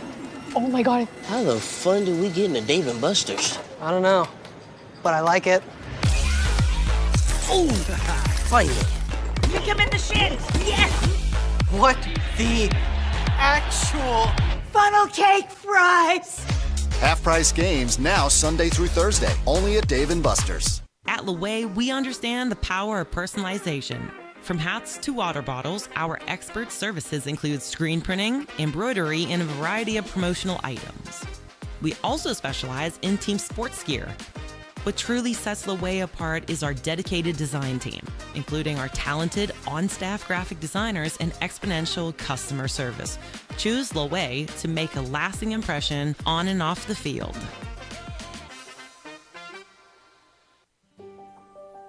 If you need insurance, you need an agency that's sharp. The Sharp Insurance Agency is an independent agency and distinguish themselves by providing face-to-face customer service and reviewing coverage to provide the best possible value for their clients. Hi, I'm Mike Sharp. Lean on my years of experience in the Pittsburgh area to find you the best insurance coverage, because when insurance companies compete, you win. The Sharp Insurance Agency. Contact us today to have your personal or business insurance professionally reviewed. Welcome back to the Premier Cup here in Pittsburgh, Pennsylvania at F.N.B. Stadium, where a team of Pittsburgh women's and non-binary all-stars facing off against the Indy Red have got themselves within 2 goals. It's 14-12 favor of Indianapolis, and I think it's really still anybody's game, but obviously Pittsburgh has a much smaller margin for error, and there have been errors, as there are in any game. You can see Indy psyching themselves up on the sideline over there. And, I mean, it's really such a testament to the commitment that these players have to the sport, to their league, that these folks are here. This is not part of their regular schedule. They had to make a long trip, and yet they're out here and clearly having a great time. Having a great time, and actually quite a sizable fan section, too, which is fun to see. Glad to see that folks are coming out, despite the iffy weather, to support this. And I want to take a moment to shout out my boss, who is the general manager of the actual Pittsburgh Thunderbirds, who are not playing in this game here today, no matter how many times I refer to somebody as a Thunderbird. Andrew Gardner. Andrew, you know, he joined our community back in 2015, a guy from Cleveland and, you know, from Miami of Ohio. A really good ultimate player in his own right. fast as lightning. But you know what, he devotes a lot of his time to his team, obviously, but I know how excited he is about this event and really wants to promote the women's game in Pittsburgh and has helped to make this happen in conjunction with the league and with you, Emma. And, you know, I think that everybody who cares about Ultimate in Pittsburgh has to be happy about what we're seeing on the field today.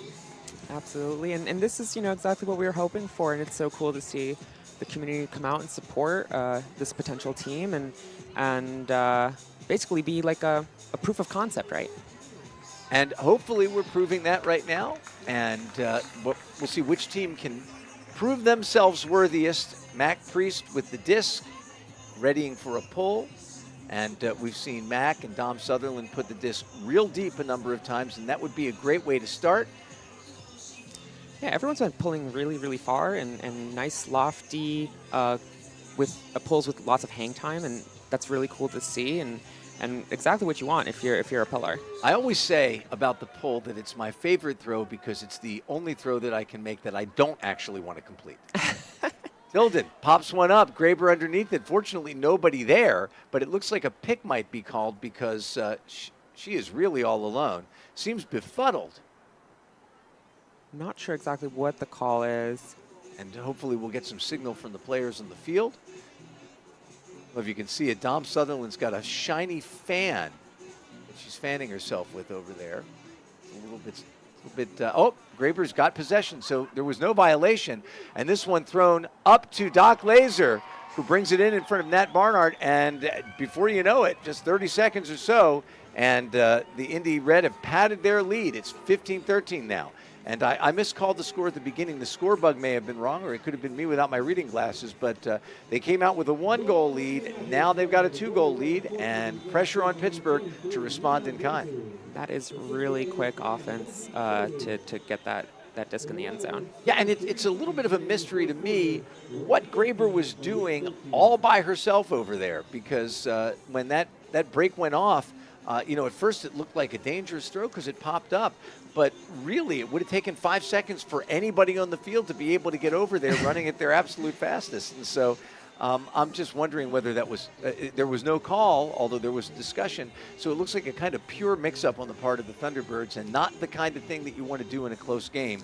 Leave a thrower as dangerous as Graber is open like that, and, of course, unmarked. And with a target like Doc Laser downfield, that was the end of that. Yeah, and my assumption, based off what I can sort of see through the discussion, is probably there was a pick call, and then there was some discussion about whether or not the defender was close enough to actually have affected the play, and I guess not, and that's why the play was allowed to continue from there. For those unfamiliar with the pick call, that's when an offensive player runs in such a way that the defender cannot avoid contact without stopping or slowing down, but you need to be within 10 feet of that receiver when motion begins. And correct, probably yeah. they weren't. Oh boy, Montenegro with a block on a pass backwards from to Asterin. And now Tilden's got it on the move. This one's put up and around, and it bounces off of the hands of the receiver. And that looked like it might be Humphreys in the back, and that would have been our second tipped goal of the game. Yep, that and it almost was a self-tip. Self-tip. And a lucky thing for Pittsburgh, who now have a second opportunity to make this work out. A little bit of a break throw. Pittsburgh trapped on the sidelines. Nice defense, but then Asterin gets away. And again, that's selling out to stop the dump. You can sometimes get caught up the line. Cohn's got it. Nope. I'm sorry. That's I miscalled that. And that's, that is Picone. It's fouled. It's put in play. Emmerich has it now. Vivian Shen. Some really nice offense here from Pittsburgh. There's a lot of space that they're doing a good job attacking. Nice offense, but also really nice defense as they've been unable to just simply break on out. And Len Bianis with a throw to Claire Stout. And Pittsburgh pulls it to within 1. And you were right. Nice offense by this Pittsburgh team.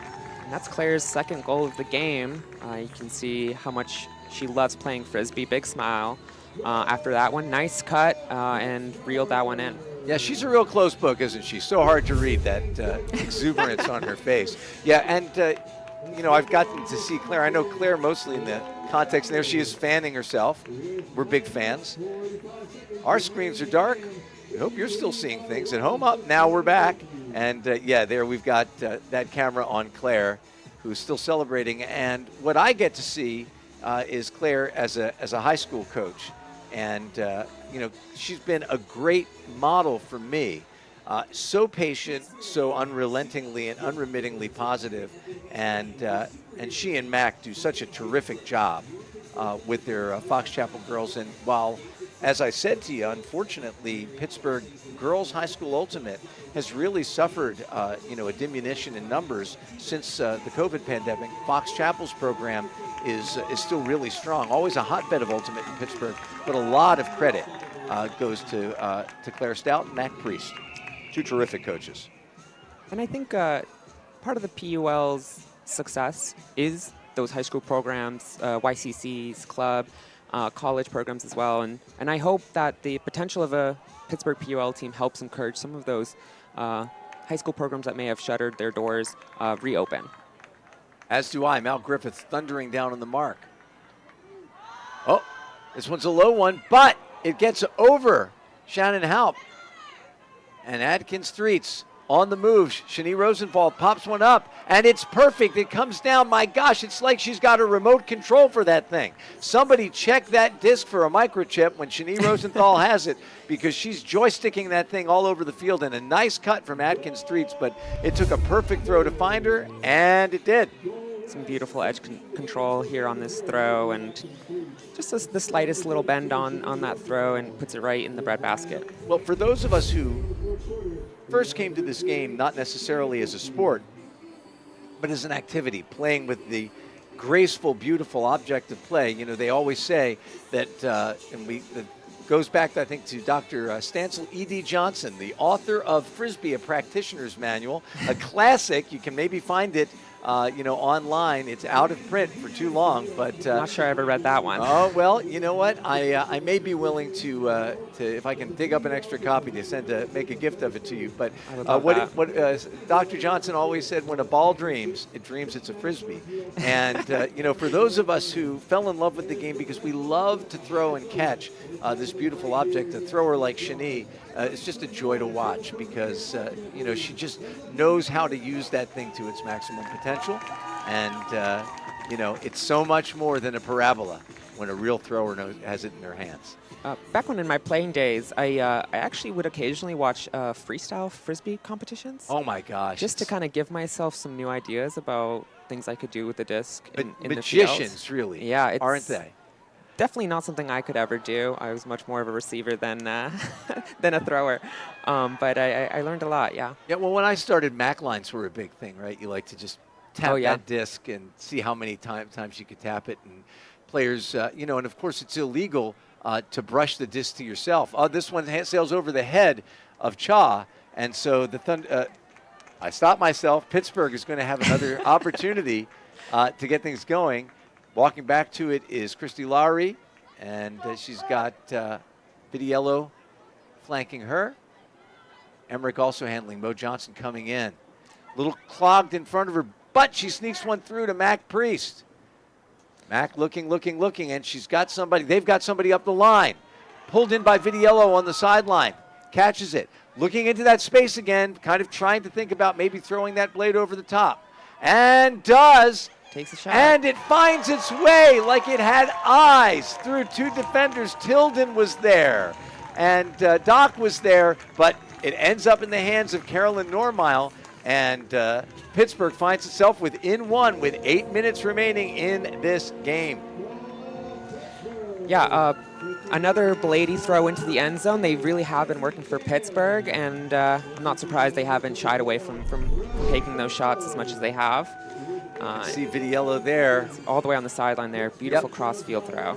Well, it's a tough one, right? Because if you're guarding that receiver in the end zone, the thing that you're trained to do when you're forcing a sideline and often that forehand sideline, because I don't know how it is in other cities, but in Pittsburgh, we reflexively force forehand all the time. Yep. So we're used to making those throws. And so you're taught, don't allow that cut either to that front cone, and if you can avoid it, to the cut to the back cone.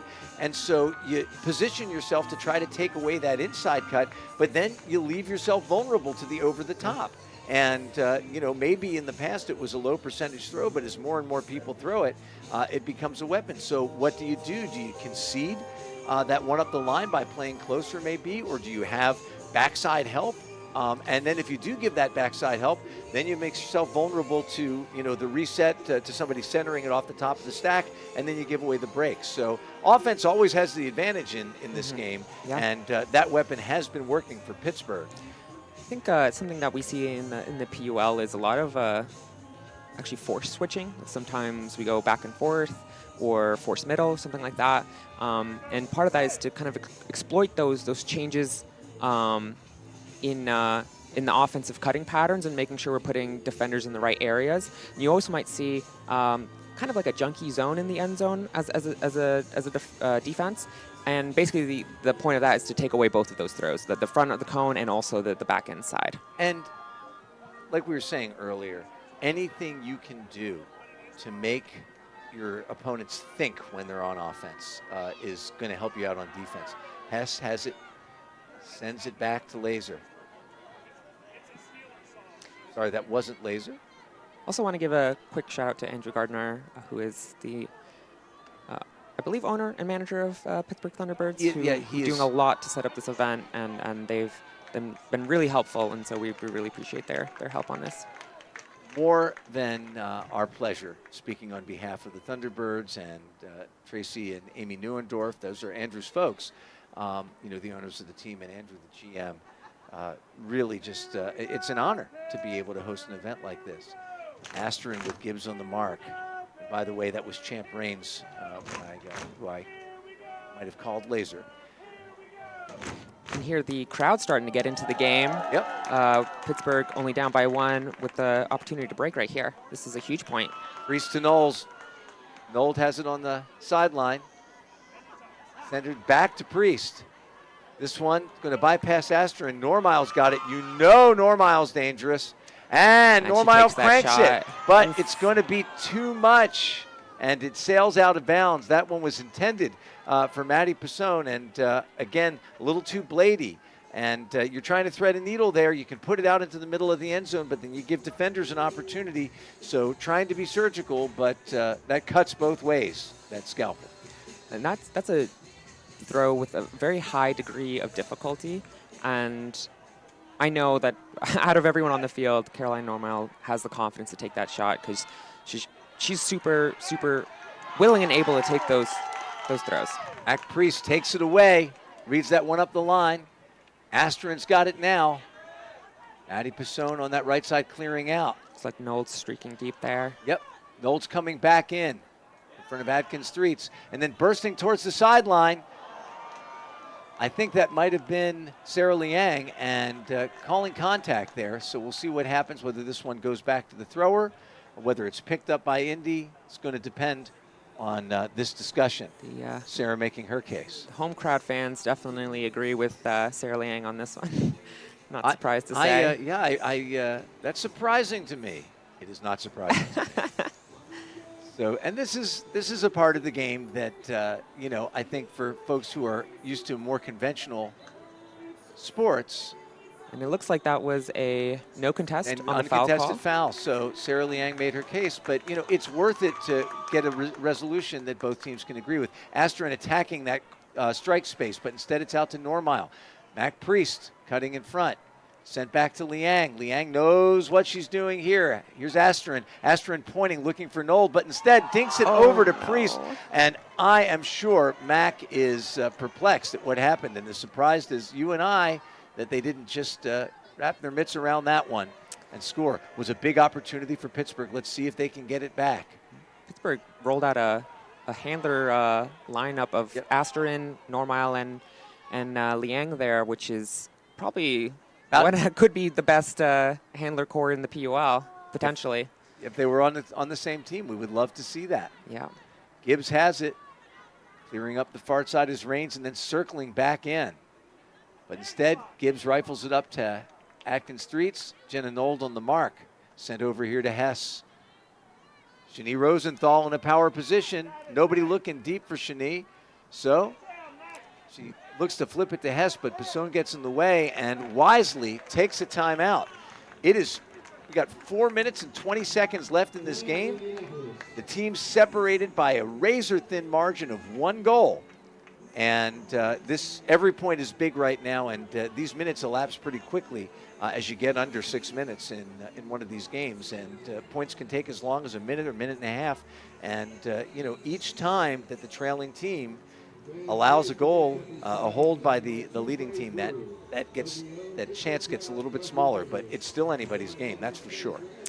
Absolutely, and I gotta imagine something that the Indy Red team and coaches are stressing right now is take your time. Be chilly with the disc, make sure to take care of possession and really make Pittsburgh defense work for a D or, yeah. So it looks like we got a report from Andrew Gardner. We got 320 fans here today, and we thank each and every one of them for being part of this event. You were telling me that out in Philadelphia there's great support for the Surge, and that they've topped even 1,000 fans out there, and somewhat routinely get 500. And, I would love to think that we could build a base just as enthusiastic as that here in Pittsburgh. And I think word will get around that this was a terrific game to watch, however it turns out. But, I'm just going to make my pitch for a Pittsburgh win. I think that would help the cause even more. I don't expect Indy to comply. Pittsburgh's going to have to earn it. Pittsburgh comes out with defensive Astron, yellow. Yep. And Priest downfield. As a former player in the league and now commissioner, Mac Priest smacks it down with a little Hulk smash. It's a great D. And Chen comes over to pick it up. Astron back there, Vidiello too. I'm sometimes asked about if I have any favorites in the league or anything like that, and the truth of the matter is I have friends on basically every single team. Not basically, literally every single team in the league, and in Pittsburgh as well. And so it's hard to root for someone when I'm rooting for everybody. Well, and that's exactly the role that you should play as commissioner. And it was very clear the warmth that the players feel towards you and your role. And I know that, the commissioner that you replaced in the PUL, who, was responsible for some important growth, also was not an ultimate player. And I think that, your point, when I heard you on Deep Look, that there are certain benefits that come from having somebody who really knows and loves the game. I think that matters to ultimate players for sure. And you can tell that they're grateful for your leadership.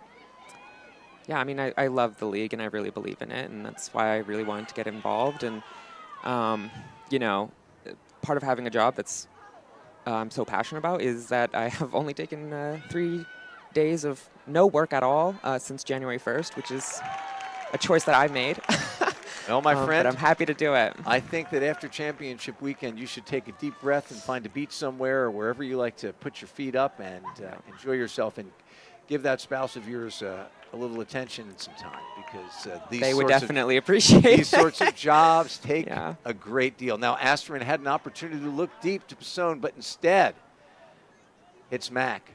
Mac Priest finds Astron, and Pittsburgh's been able to move it, but has not been able to, to get that breakthrough to really get off and running. There was a little contact there between Graber and Chan. It's going to go back to Astron. Looks like there was a timeout called just before the flip there. Now, and thank you for picking up what was going on in the field, and I know that there are different leagues have different rules around substitutions on timeouts. Traditionally in Ultimate, you don't get to substitute unless you're injured during a point. Is that the way it is in the PUL? That's not how we do it in the PUL. And on timeouts, you're allowed to make a full line change if you'd like, but as many or as little subs as you'd like to do. Yeah. So we'll see what happens here with the two teams and whether or not we'll see that handler-heavy line again. For instance, does Liang come back out? Do we see Nat Barnard come out, or an experienced downfield Yeah. receiver and transitional thrower like Christy Laurie. Well, it looks like right now, Dom. Yep. Dom Liang, Sutherland, yep. right? And but it looks like right now the team that's on the field that's huddled around is very similar to the one that was out there before. So it looks like Sam Schur is going to ride with the team that got possession here. And if again you said you had to bet. I don't want to say to anybody looking out there, you don't have to bet. It's actually something that's a risky activity. But if you had to bet, as somebody who is going to make a breakthrough play for Pittsburgh, I'd put my money on Mac Priest. Mac has had the chance a couple of times, including a drop down there, one where the ground caused the disc to come out to make a big difference at this point in the game, and looks pretty uncoverable, even by somebody as tenacious and defense as Zumeno. So, but let's keep our eye on, Pissone's been open downfield a couple of times, and With Kit with the disc, she can really put the disc anywhere, so. there's Priest in the power position, sends it up to Pissone. Pissone looking, and Cha had defense on Boyd deep. Kit pulls it in. I think that might actually be Lynn Bianis. Oh, is that Bianis? Okay, number 17? Yes, with the white hat, yeah. Thank you. My senility is creeping up on me here. No worries. And this one sent into the my middle, goodness. and Bianis ends up colliding with Zumeno, and that was just a high stall count with really not many options for the thrower, who was, Picone, the stall count was creeping up. The players agree, no call there. Yep. And so Good despite the sportsmanship. yep. And Lizzie Tilden pulls the trigger on it. Deputy with time to spare. And is it a strip called? We're going to see I believe that Deputy is calling a strip, saying that she had possession. And we'll see if Mac Priest agrees, and maybe we can get a look, because I don't think there was contact with the body, but maybe with the disc. Let's see what happened here. It did Another look great like camera angle. Is motion stopped? So close. So close. hard to see. I think I would lean with that's probably a strip.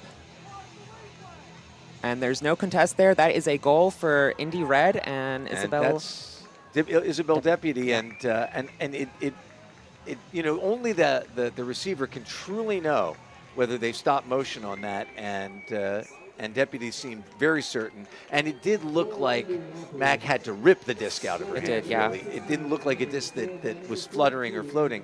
And that puts some pressure on this Pittsburgh team. If they want to come out on the victorious end of this, they're going to have to score, and score pretty quickly here. Because if they don't, they're going to put Indy in a position, even if they, if they milk a minute or so off the clock here in order to score, then Indy might be able to hang on to that disc without even having to score to end the game. And I will say that's a really impressive play from Mac there, just a hair too late. Let me ask you this question about the end of game scenario. If the team that is ahead has possession of the disc on the last possession when the clock's at 0, does that team have to continue to play after time runs out, or does their 1-goal lead end the game when time expires? The game is not over. They have the opportunity to go and score, and typically teams do try and score, just because of goal difference can take into account for playoff seeding. Because if they turn the disc over, there's no danger because the game will be over when they turn it over. Yep. And it's just me having a little trouble wrapping my mind around the concept. Sutherland with it, Liang back behind her, and looks like a call here, maybe contact on the mark.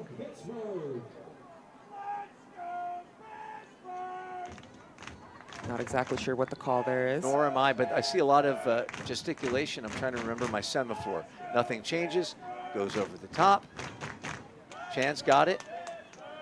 And breaking in on the disc is Heideck. Heideck has had a really nice game. Oh, hop. Get a second shot after it went through their hands. Unfortunately, couldn't corral it. So Tilden gets it moving to Graber. Cranked out here to Deputy. Haupt screens on the mark and then forces it backwards. Graber's got it again. Tilden on the move. Yang on the mark. And it looks to me like this Indy Red team is happy to hang on to the disc. They've got a 2-goal lead, and as long as they can hold it, because there was a possible huck deep to Laser, and here's another one, and this one is turned over. So if the Pittsburgh team can pick it up and move it quickly, they've got a shot here, but they can't tarry. And I would say this constitutes tarrying. Yeah, Don Duffy taking yeah, the time and picking I up the see disc. Sam Schur saying, you know, we don't really have all day. 10 seconds, run off the clock there, just waiting to get the disc, yeah. Yep. And this one's going to have to go up quickly. Heidick finds Haupt. Haupt's got Liang, and Liang's got to see Mal Griffith, and then lines up with that lefty. Griffith, she get it in the end zone? Can't quite get it. What a bid. Yep. And unfortunately, that one needed just a little bit more float, and Pittsburgh leaving a lot of skin on this field. When they say that they've got skin in the game, in this case, they unfortunately really mean it. Unfortunately for Pittsburgh, that probably decides things. And so yeah, we'll see. If they get a even couple of passes off, it's probably they can just take the rest of the time off the clock there. Is it the typical rule where once 5 seconds, you have to move it within 5 seconds. And so that should be the last pass of the game. We'll see whether or not they elect to play it out. Yep. Yeah. And possible Callahan there. Nope. And unfortunately, contact after time expires. And there does seem to be a foul call here. Great catch from the Indy Red receiver there. Yep. I think that was Montenegro. Tilden has it now.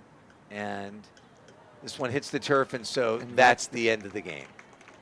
Looks like they might, yep, and you could see Humphreys saying, nope, gang, we're all done. Indy rushes the field. Pittsburgh can feel good about this, and I mean that in more than just one way. Obviously, the Pittsburgh team can feel good about coming out here with a team that is in many ways a pickup team and putting up a valiant effort and coming within 2 and keeping the game close the whole time. And I think Pittsburgh, the city, can feel good about what happened out here today, about the prospect of this beautiful venue, holding a team like this, and fans having the opportunity to come out and be part of an expanded PUL. What are your thoughts about that? You know, that's what you came here to see. How are you feeling? I feel great. I mean, clearly a successful event. Ton of fans in the crowd here. Obviously, there's a lot of support for a potential team here, and the display on the field matched that energy. Just so many bids, so many high-flying plays, and a lot of really cool, interesting throws.